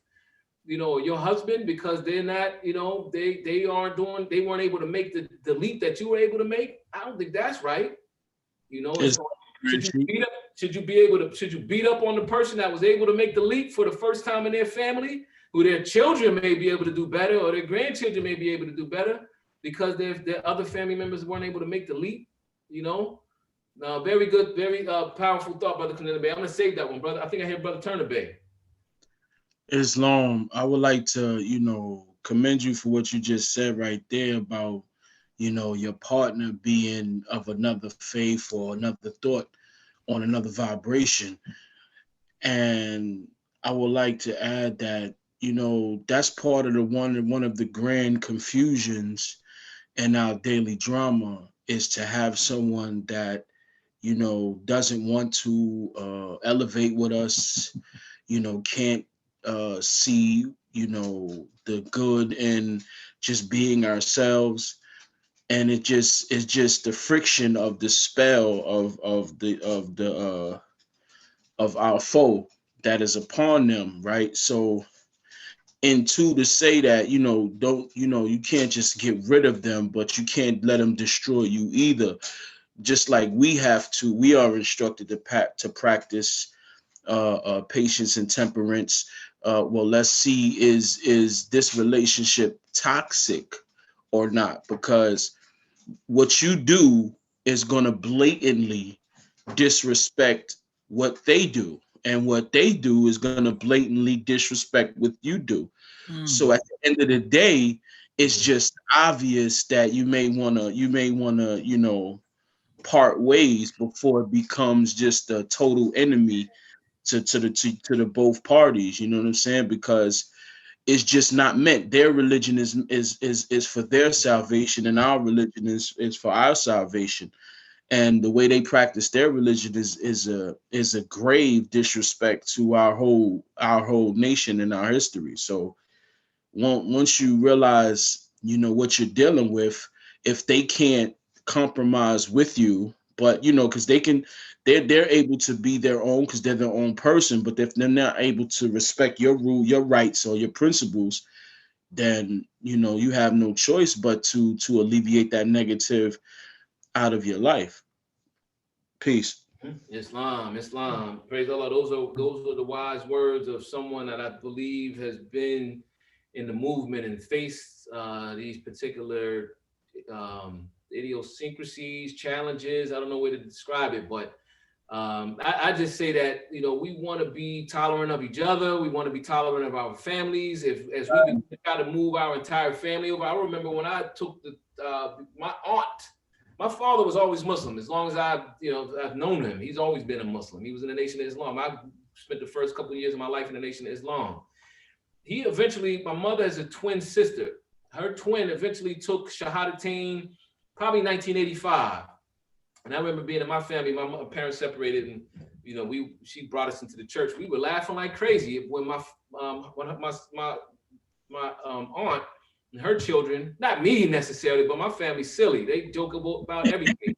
We were laughing at them, and they Christmas, the way that they dressed and how they were talking, it was just hilarious. My aunt gave me a Quran, the glorious Quran, when I went to college. It sat on my shelf for about 5 years. And when I finally started to dawn on me, my mom began to germinate. And I said, you know what? Because I had always been very serious about religious, my practice. I realized that the Muslims are like Christians at the graduate level. And I said, I got to go that way. Eventually, but it took me 10 years, and it took me 10 years to actually take my Shahadatain because I knew it was going to hurt my mother. And I was looking at the ramifications. I'm going to say this point, that as we begin to try to transition our families into the right way, right? You got to be very careful. It's a delicate and tough process. I think about fishing. When I think about tolerance, you think about fishing. You think about fishing. For anybody that's ever been fishing with a big fish, marlin or something like that, you got to give and take. You can't just force your way with a fish. You're going to snap the line. Right. So yeah, those are wise words. I wanted to remind them more as well as we take maybe another one or two questions before we close out. I want to go into this I was kind of torn today whether or not to talk about this topic or to talk about the calendars. And I'm going to talk about the calendars in an upcoming conversation, but I wanted the Moors to know that today is December 20th, 2020. When you look on the Egyptian calendar, there's an 8-year difference. The Ethiopian calendar, a very important calendar, there's 8-year difference. And I believe, based off of looking at the calendars and looking at the considering the Ethiopian calendars, that we are actually today, between today and tomorrow, we are actually at the end of the great cycle. We always talk about the 26,000 year, I believe it's 26,000 year cycle on the Mayan calendar. I believe, arguably, between today and tomorrow, which explains a lot of what is happening, you know, in the world, what's been happening this past year, and so on and so forth. So I just wanted to drop in a mental note so the Moors can do a little bit of the math on your own and then pay attention. And we'll pick it up and we'll go in depth in the follow-up meeting. Grand Sheik, I would like to just make a comment about some of the things that you said. I do work with couples as a life coach, and I do work with families as a family coach. And one of the things that has come up around the holidays in particular is for families who came together prior to knowledge of self, how they do navigate the holiday season. So I was happy to hear that the Moors are thinking about that and are creating their own sort of ideas around how to handle that. And I just wanted to include maybe a more compassionate way to look at it, which comes from some of our teachings as it relates to tolerance, because sometimes I don't think we understand what tolerance truly means. And I think it's often our own inabilities to sit with a particular definition of tolerance that feels good to us. I think we expect it to feel good. I think we expect to get something out of it. And sometimes that's not the case. Sometimes the tolerance that we are being required to have really speaks to our ability to be still and to just have more compassion towards one another and others. And so one of the ways that I have been counseling my clients around this subject, and some of them are doing very well, I'm actually learning from them, is just remembering ultimately that the most important principle here is love. And when you love someone, it doesn't matter whatever, you know, their previous conceptions around holidays are or were. It is not a deal breaker in terms of love. You shouldn't stop loving someone simply because they celebrate the holidays and you don't. But I also just want to remind the Moors that, you know, we have a beautiful opportunity to be an example. And so the way that I appreciate my family kind of coming around to the fact that I don't celebrate the same holidays as they do. Many of the holidays I do celebrate, however, from a ancient Kemetic perspective. And a lot of the holidays were taken from, you know, those Kemetic holidays. And so I've been able to introduce my family members to just the appropriate way to celebrate those and what the original holidays were, that they were, that the holidays that they now see in American culture being celebrated, what they sort of derived from. And bringing it back home, you know, to ancient Kemet. So there still are ways to be able to fulfill and to make connections and to help our family members sort of ease into it. And one of the things that I share that I got from our Grand Sheik, and I appreciate him for always, he didn't say it today, so I said, I gotta say it before we get off, is to give truth like a warm slice of grandma's apple pie. And that has gotten me so far with my clients. They have seen such tremendous differences in the way that their families respond to them about it. But the overall message that I have been sharing is that during the holiday season is not the right time to talk about it. We need to find opportunities before and after the holiday season to share information, to, you know, as Moors, I think it's important that we also be a part of that solution. So holding opportunities to invite our family members onto calls such as this, where it's being discussed, but not doing it like a couple of days before the holiday, you know, like giving them an opportunity to warm up to it. I talk about it in the summer, you know, and just give opportunities for us to just sit around and discuss it, put on those documentaries, put on those shows, pull up somebody on YouTube for everybody to listen to, because then it's not as invasive to where they are mentally. It doesn't feel like an attack on them. It doesn't feel like we're trying to do something sneaky. And that's what's been working for my clients. And quite frankly, that's what worked for me, sitting my family down in the summertime when we just had it, and being able to sit down and discuss what it meant for us and how we wanted to handle the holidays, knowing that they were in the future, you know, coming up, but they weren't right around the corner. People weren't already in the holiday spirit, and it didn't feel jolting to them that we were now bringing this information to them, you know, after they've already purchased the turkeys or after the screens are already up. Like, you're really not going to get very far. But just remembering that if you can deliver it like truth, like a warm slice of grandma's apple pie, and really be sensitive and compassionate, like Ranshik said, you'll get much, much further. And with that, I say peace. Praise Allah. Peace. Thank you, Sister Harmony. Diplomacy. You can deliver truth. You want to be like sophisticated in your diplomatic, is a diplomatic effort that you are partaking in. You don't want to deliver truth like darts. You don't want, truth doesn't have to be a sword fight. But if you give it like love, and one of the chapters is talks about wise sentences in due time, right? That you actually say it. You know, it's almost like planting this actual seed. You do it 6 months before you want it to germinate. You're not gonna plant the seed and be like trying to pull it out of the shell right there on the spot. The most important part, you know, because I've seen, you know, from watching the elders, praise Allah, in this, the real Moorish Science Temple, the Moorish Science Temple of America, you see, I'm not gonna put anybody on blast, but I've seen Moorish Americans that have been put the work in, that are very tolerant toward the holidays, and you see them kind of like trying to keep it under wraps, and they're not necessarily promoting or they're not arranging events, but I guarantee they participate, because when you think about it, if the prophet isn't drawing a tremendous strict line, and the thought is that we unite.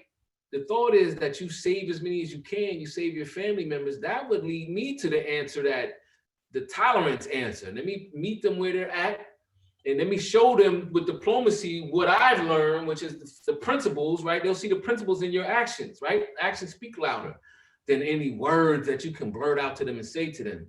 It's better to kind of sort of be a little bit tolerant, and then you plant the seeds in the way that you just mentioned. Praise Allah. Thank you, Sister Harmony, for that. I'm going to read the last verse, and I'm going to open up for one last question as I call on the chairman to get prepared to close out the meeting. And I'm going to read the last verse in chapter number 45, 46.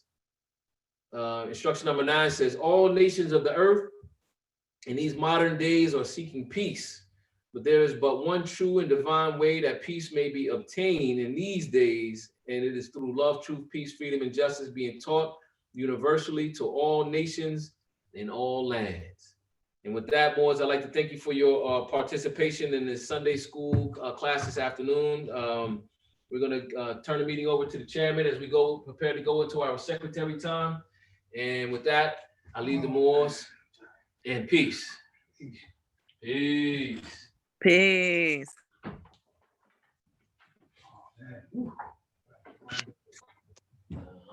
Islam. Islam.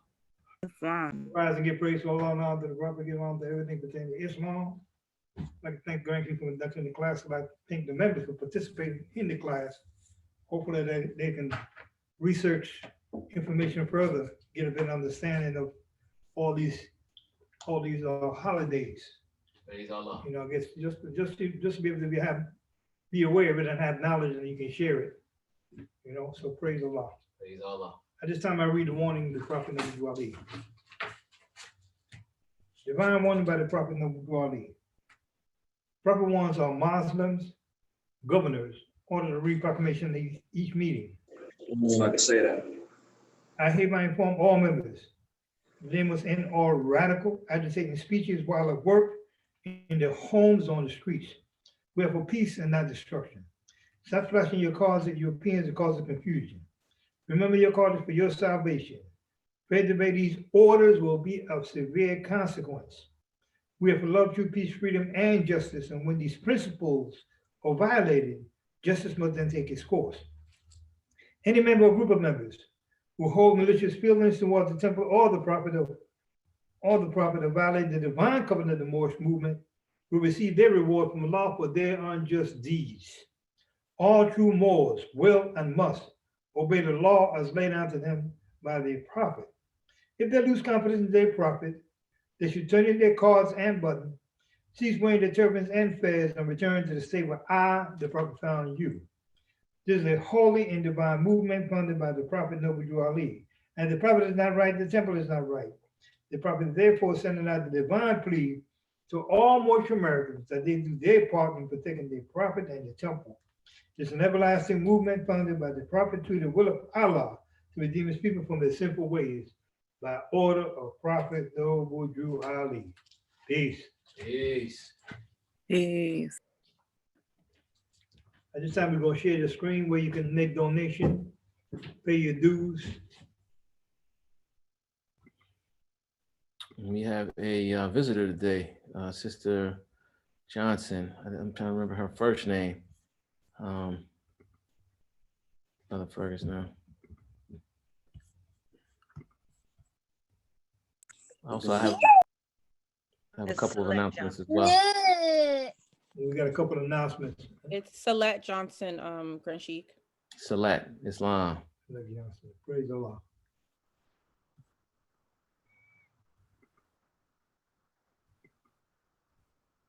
See if I can get this to play.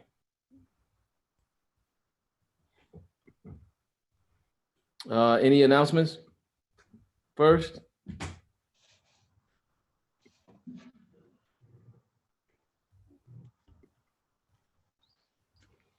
Your announcements. I got one announcement. Islam Moors. Islam. I wanted to at once commend brother posted that brother P. Miles Bay put a video, a documentary into the chat that I think is a really interesting watch for those that are able to when you get a little time. He put a documentary that talks about American history, the history of the psychiatric industry, if you will, field. Starts off talking about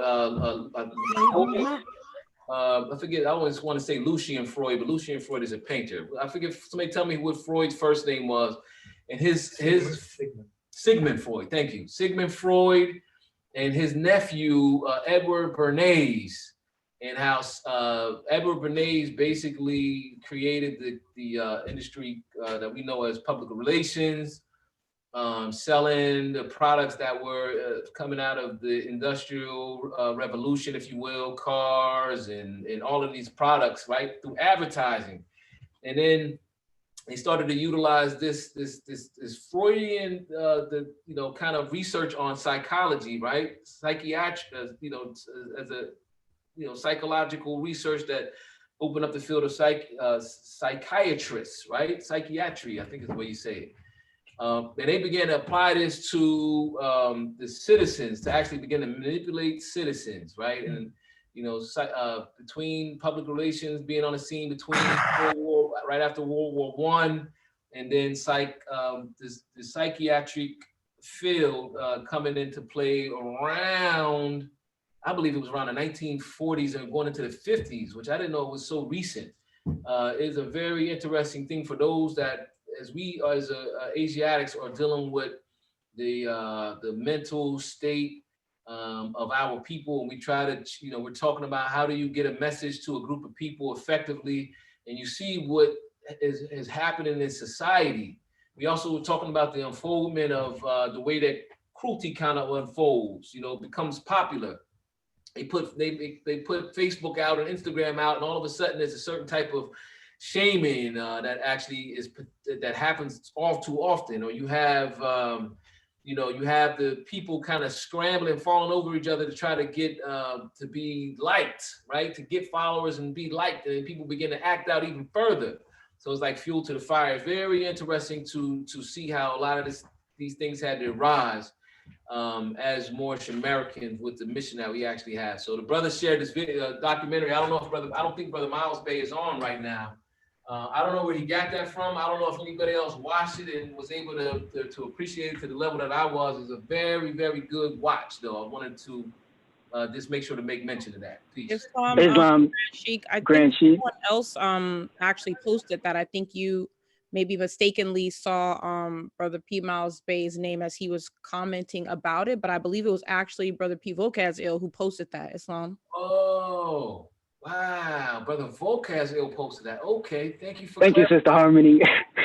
Islam. That was what you were No gonna say. problem, I saw you tried to clear it up in the chat, and I know our Grand Sheik missed that, so I just wanted to clarify that on the call. Peace. Praise Allah. Thank you, Brother Vocaz then in that case. That was a very good fight. I thought I saw all, like, you know, that was an interesting one. Real useful chunk of information. And that was something I had never run across before. Praise Allah. Peace. Praise Allah.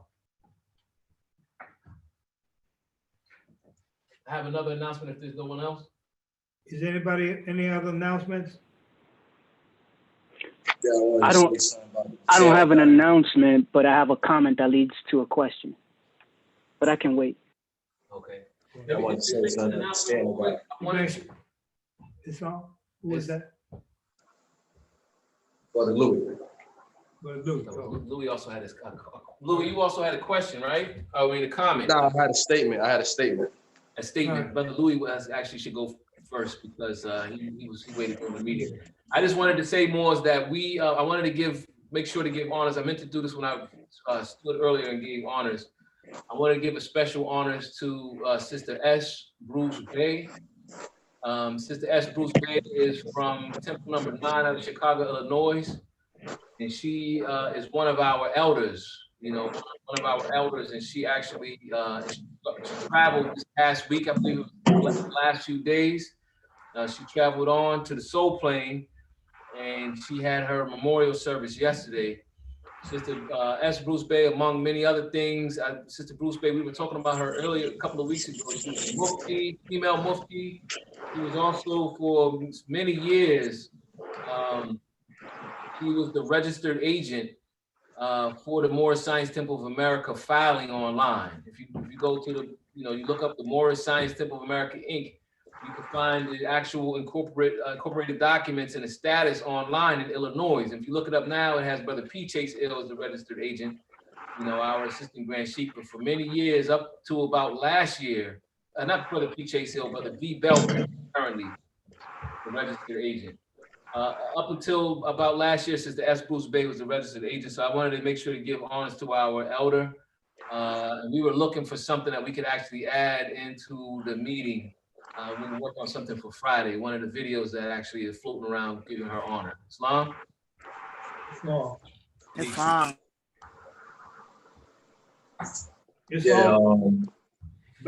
Say Louis Baptiste Bay. Yeah, I just want to say one thing. Islam, brother. Go ahead. He said Louis the Fifth. Go ahead, Mo. Yeah, basically it's about Santa. If you rearrange the words in Santa, it spells Satan. Yeah. And that's all I had to say. All right, please. Islam. Yeah, Santa Claus, I think you rearranged it. It says Satan Claus. Satan's Claus, I believe. Praise Allah. Thank you, Brother Baptiste Bay. Islam, Brother Voltes Eagle. Islam. I have a comment that segues into a question, right? But I want to incorporate everything that this meeting has, brought to my mind. I just want to start off real quick by saying that it's funny that what Brother Turner Bay had said about clause and banking, Satan clause.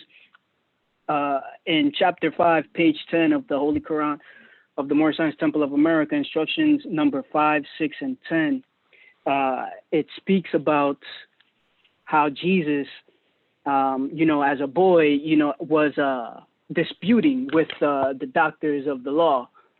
And then that brought me to the thought on how Jesus, flipped the tables of the money changers and those selling doves in the temple, calling them thieves.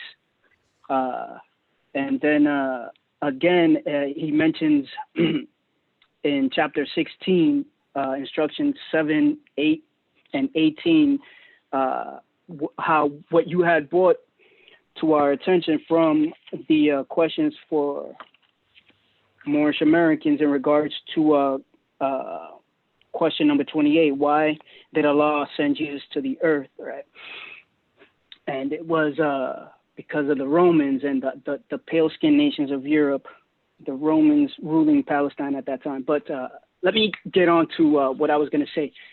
The great meeting is from on high, like a light switch. The electromagnetic magnetism of the sun is for the uplifting of fallen humanity, which is also the mission statement of this thrice blessed organization.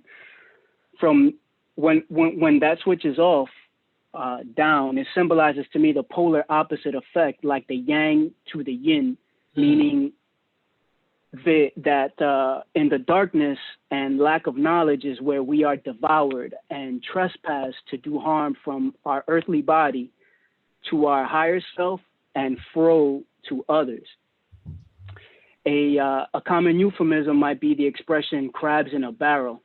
The lower self, the lower self pulling our higher self and those around us down to the grave of carnal things.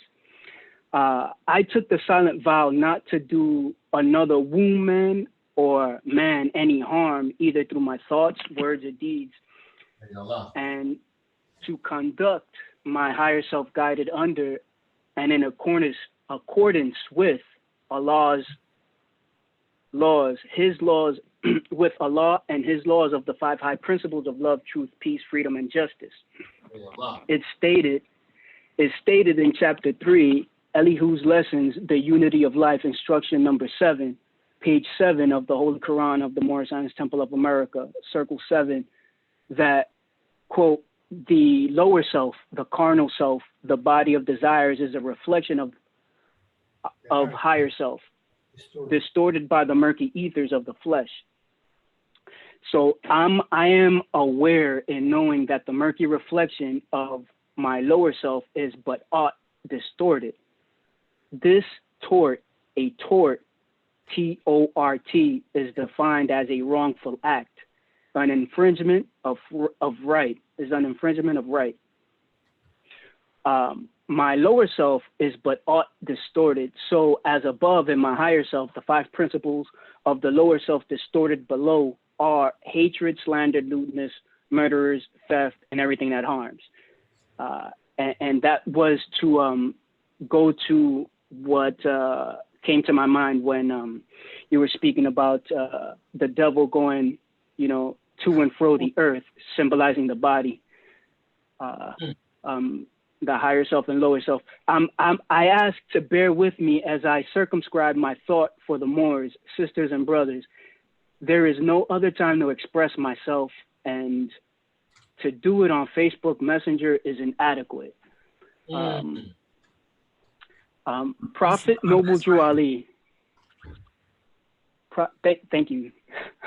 Prophet Noble Drew Ali, praise Allah, the Most High. Prophet Noble Drew Ali stated, and I quote, "Money doesn't make the man." This is getting into my question for this Sunday meeting. Money doesn't make the man. It is free national standards and power that makes a man and a nation. The wealth of all governments, gold and silver. I emphasize gold and silver. our prophet did not say Federal Reserve notes. He specifically says gold and silver. And commerce belong to the citizens alone. And without your national citizenship, by name and principles, you have no true wealth. And I am hereby calling on all true citizens that stand for a free national government. Capital N, F, and G, national free government. Excuse me. And the enforcement of the Constitution to help me in my great missionary work, because I need all support from all true American citizens of the United States of America, end quote. That paragraph was excerpted from the editorial titled A Divine Warning by the Prophet for the Nations, found on page 6 of the Moorish literature pamphlet, second paragraph from the left, after the go to the city council with an intelligent tone part. Now, with that said, the fact of the matter is that our prophet transitioned to the soul plane before the gold and silver, and our ability to pay debts was taken away from us, the people, by confiscation of all the gold from the land. This act being implemented by then President Franklin Roosevelt when he signed the Emergency Banking Act, Executive Order 6102 of the year 1933, Common Era. I doubt at this time the Moors were adept enough to understand all that transpired in 1933. The implications of the Emergency Banking Act and our current monetary system and what it means to our wealth as a nation and in commerce. This because we were stuck on the petty human drama of who was our prophet's successor and in charge of the Moorish Science Temple of America.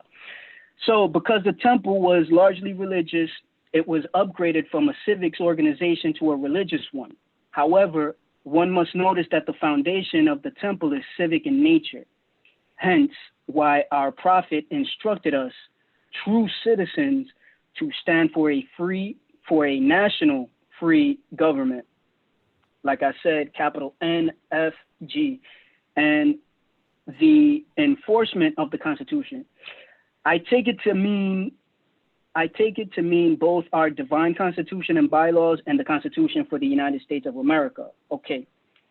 So my question, and I sincerely hope that the Grand Sheikh, Assistant Grand Sheikh, Chairman, or any of the Moors hearing my vibration can answer is, why, from our Sunday schools, hasn't the Moorish Science Temple of America Incorporated produced aldermen or councilmen whose religion and creed is Islamism, and in addition to that, have political/civic aspirations to help in the uplifting of fallen humanity?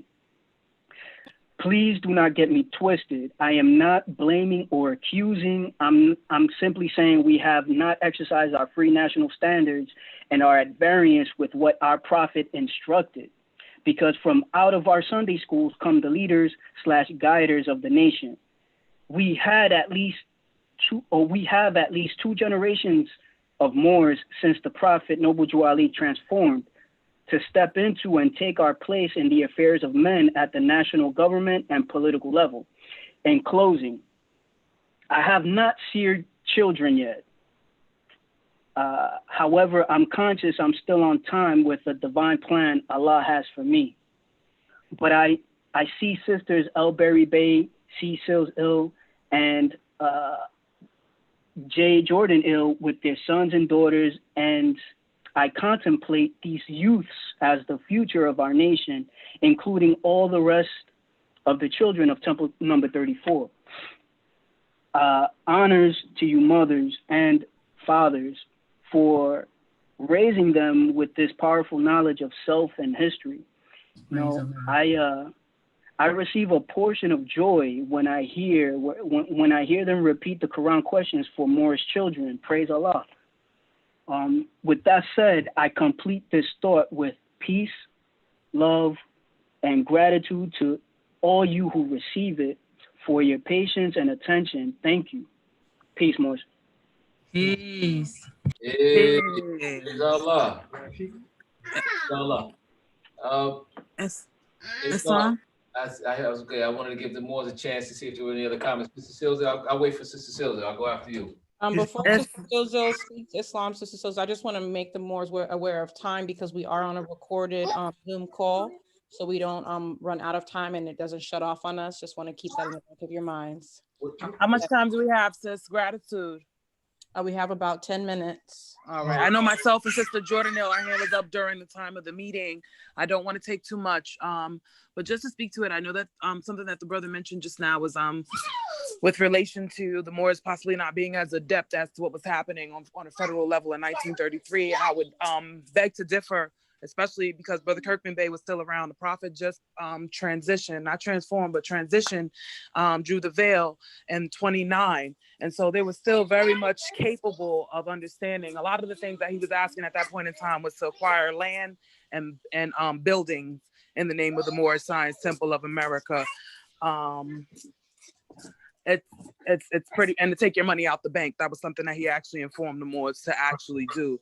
So I think that was something that the Prophet was aware of. When gaining political status, you have to also be prepared, right? So you have to have, it's not so much about getting a position, it's about being able to maintain a course, endurance. And before you can do that, you have to build a certain type of understanding. You have to make sure the nation's not going to crumble right after you. He said, if you're not careful, 50 years from now, you won't even know that I was here. So, and there was also a portion where he said he was going to leave the European in power long enough to show you how to run a government. And that he was gonna get the European to stop thinking, so to speak, right? And so when you look at these things, and it takes the time, the lineup, because the mastermind knows that it takes the process and the building. The ground has to be prepared before the seed can be planted.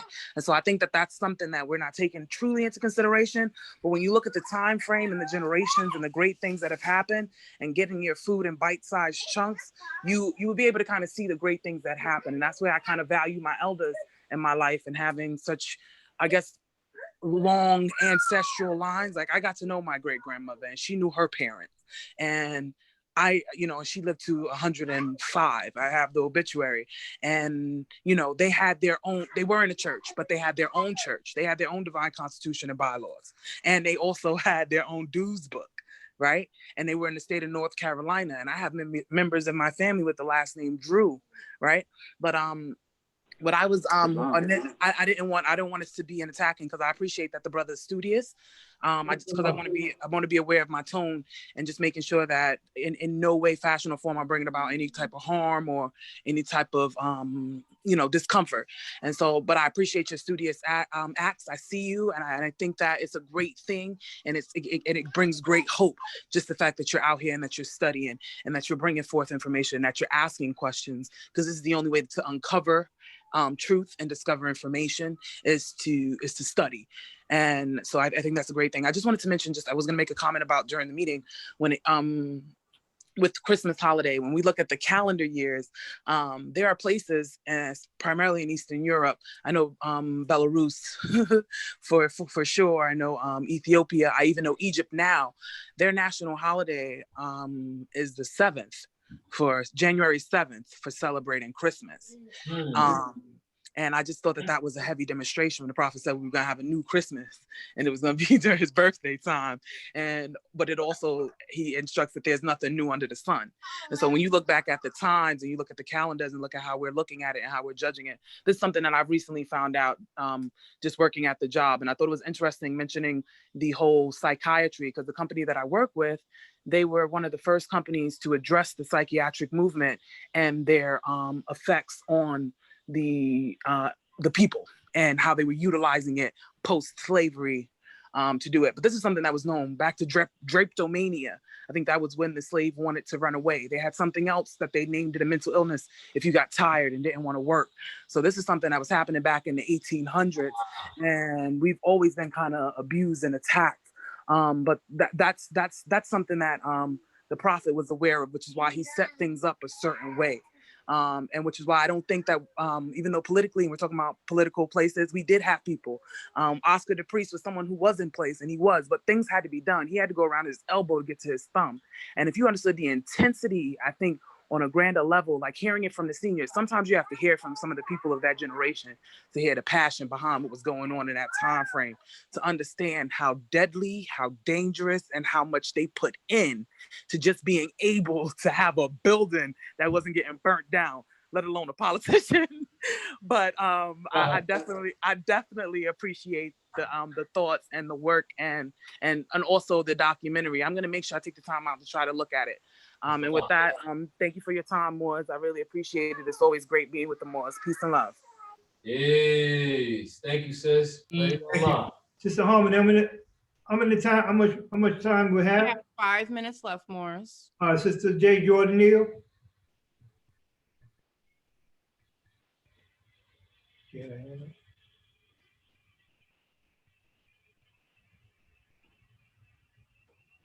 Islam. Sister Jordan, if you come in, just unmute your phone and then jump right in. Actually, I'll just say something really quickly in between.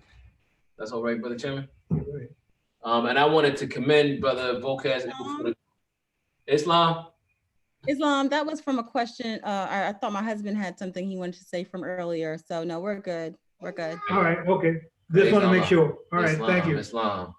I wanted to commend Brother Vocaz for the question. I think that was a very good, like Sister Silzil said, I think that was a very, very good question. I like the way he posed it. I personally think that this is how real we got to be with ourselves, right? That's a part of sincerity. Like, look, you know, I like when the Moors say never beat up on the elders, right? Because they kept the doors open. You know, they you know that alone, and they didn't just keep the doors open. They were able to do certain things when our people in the United States were totally disregarding the prophet, right? You know, they kept the doors open. But as we come in, and not even but as we come in, we need to also be aware that we need to do as much as we can. You know, we're going to be measured, not judged. We're going to be measured by what we do and what we don't do. So I appreciate the question. I appreciate the realness. I wanted to just quickly say, speaking to the U.S. laws, right, that Brother Vocaz, they'll always remember, right? So the prophet was, like Sister Silzo said, somewhat, he was a prophet. I mean, so he was somewhat able to know what was going to happen. But more importantly, to my point, the prophet actually taught us about tolerance. When he talked about tolerance at the end of the second paragraph in Moorish Leaders' Historical Message to America, he said if he could implore, most importantly, he hoped that we would uphold certain principles such as obedience to law, loyalty to government, good or bad, whether, you know, I'm gonna get into the good and the bad, tolerance and unity. Prophet Noble Drew Ali, although we didn't go off of the gold standard until after he veiled his form, he still was saying they owe us money. You know, they're gonna have to pay us back with compound debt, right? Compound interest, right? And that didn't happen yet. The prophet knew that you got to give it certain time. And he also said, no matter how it looks, it's all going to come out, work out in the Asiatics' favor. In instruction act number 4 and 5, he talks about the loyalty to the government. He said, we're not to overthrow the laws of the said government. He calls it the said government. And that means, you know, until we begin to do what we're supposed to do and we are writing the laws and not fighting the laws, we need to just we have to be patient. We have to be tolerant. So I wouldn't be frustrated because we're off the gold standard. Also, in terms of political representation, the prophet did say that this could go 2 ways. In that same article, he said this can go 2 ways. If we, you know, the lion and lamb actually supposed to lay down, and the United States will be one of the best nations of the world, to paraphrase. But if not, the worst is yet to come. So he says this can work out 2 ways, but no matter how it worked out, it's all going to end up in the Asiatics' favor. He said that the temple was going to dwindle down to a few. So if the temple dwindles down, we're not going to be able to have enough torque, enough power to actually have the representation that we should have. And I believe that we kind of somewhat behind the 8 ball. But who do you blame? Do you blame the Asiatics that are in the temple, or do you blame the ones that are outside and doing other things? You know, praise Allah. Hopefully, we have a mayor in Syracuse. We got a brother running for the mayor in Syracuse right now. And with that, I want to quickly say peace. Islam, Brother W. Can then Islam, Brother Debate has a question. Islam, Brother W. Can then Yeah, real quick, the brother said a couple of things. First of all, he kind of questioned the IQ or understanding of the Asiatics in the 1930s. And I don't see it that way. These Moors were very politically astute, had doctorates, lawyers, doctors, and what have you. The second thing is, how do we know what had gone on in this country since the 1930s? How do we know no Moorish Americans ran for various offices locally or in their states? And like the Grand Chief just mentioned, the brother running for mayor in Syracuse, And his brother just ran for alderman or city council down here in Baltimore, Brother Joyner Hill. So I think the statement, we want to promote that. We always want to promote that. But how do we know what has been done and what has not been done? I think the positive approach is to talk about where do we go from here and how do we support each other. Too.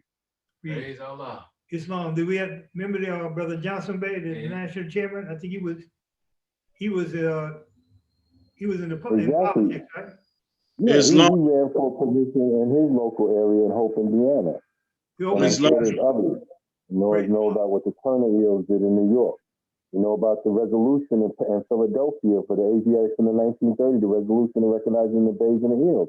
You know, the laws that have been changed so the Moors in New York didn't have to send their children to school on Fridays.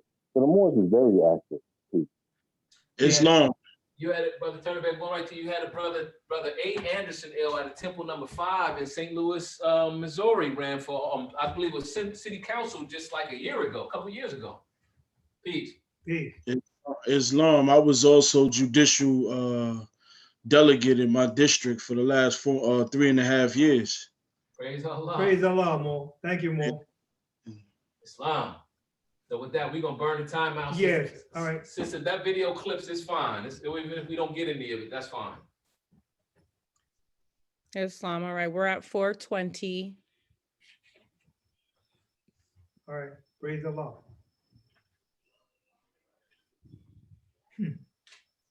Anything else, Rashid? No, sir. Islam, Moors. Thank you. Islam, Mo, we'd like to thank everyone for their participation and thank the Moors for their research and thank, like I said, this is what we do. We bring it together and that's what we can say, we can share it. You know, whatever we have, communicate to the ignorance for the instructions, communicate to the wise for our own improvement. So this is what we're trying to do.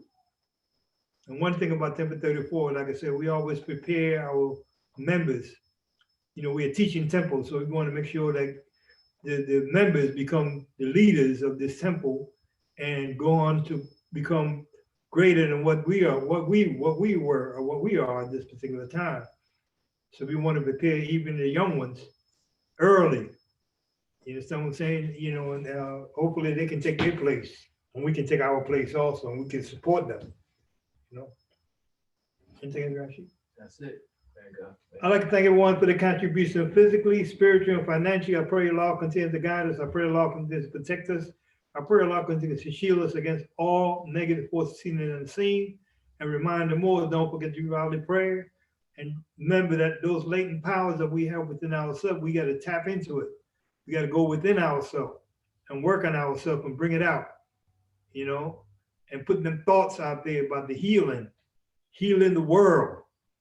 You know, so praise Allah. The Prophet said you're gonna rule, More's gonna rule again. This time we gotta rule in love. So praise be to Allah. Praise Allah. All rise, face the east.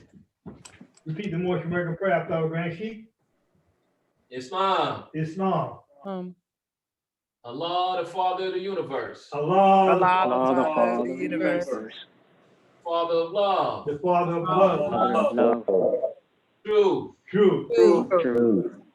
Peace. Freedom. And justice. Allah is my protector. Allah is my protector.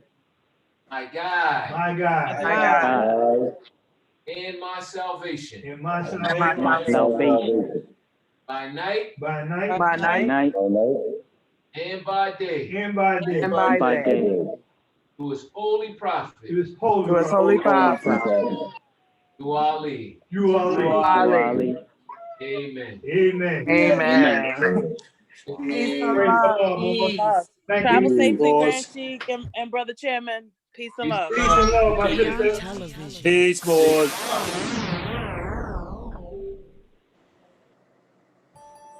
That was recorded.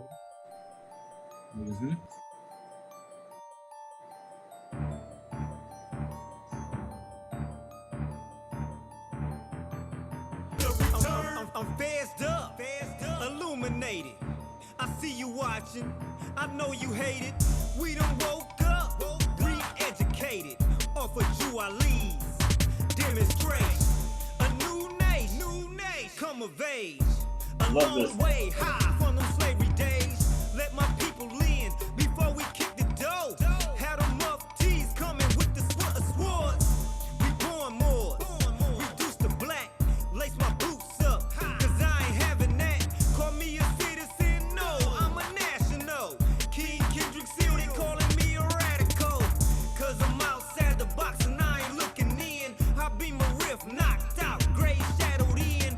Europeanized mindset hammered in. The great fall of the Moor man, I was on my square, on my five. Consciousness on overdrive, mind state on high. Praise Allah that I'm alive. Awake from the grave in the sea full of lies. I come to claim what's mine, so step back. It's that time, it's the return of the Moors. Return of the Moors. Return of the Moors. It's the return of the Moors. Return of the Moors. Return of the Moors. As I rise above the murky features of the flesh, I give praises to Allah, cause every day I'm blessed. I'm being tested daily, living among the shady. At night I gotta pray, if not the streets will drive me crazy. I'm keeping things in a bounds of moderation. Being locked up taught me to practice patience. Every year I'm trying to see another more celebration. I once was in the dark, but now the light amazing. I thank Parker Bay for all the faithful demonstrations. We know death is a friend, so ain't no escaping. Islam means peace. I'm surviving in these streets. Too many years in prison, so now I had to seek. I got a conflicting soul, but now my soul is weak. I got the gift, honest to Noble Drew Ali. He opened my eyes, so now I plainly see what the Moor Sign Temple strictly did for on me. my square, on my five, consciousness on overdrive, mind state on high. Praise Allah that I'm alive, awake from the grave in the sea full of lies. I come to claim what's mine, so step back. It's that time, it's the return of the Moors. Return of the Moors. Return of the Moors. It's the return of the Moors. Return of the Moors. Return of the Moors. It's the return.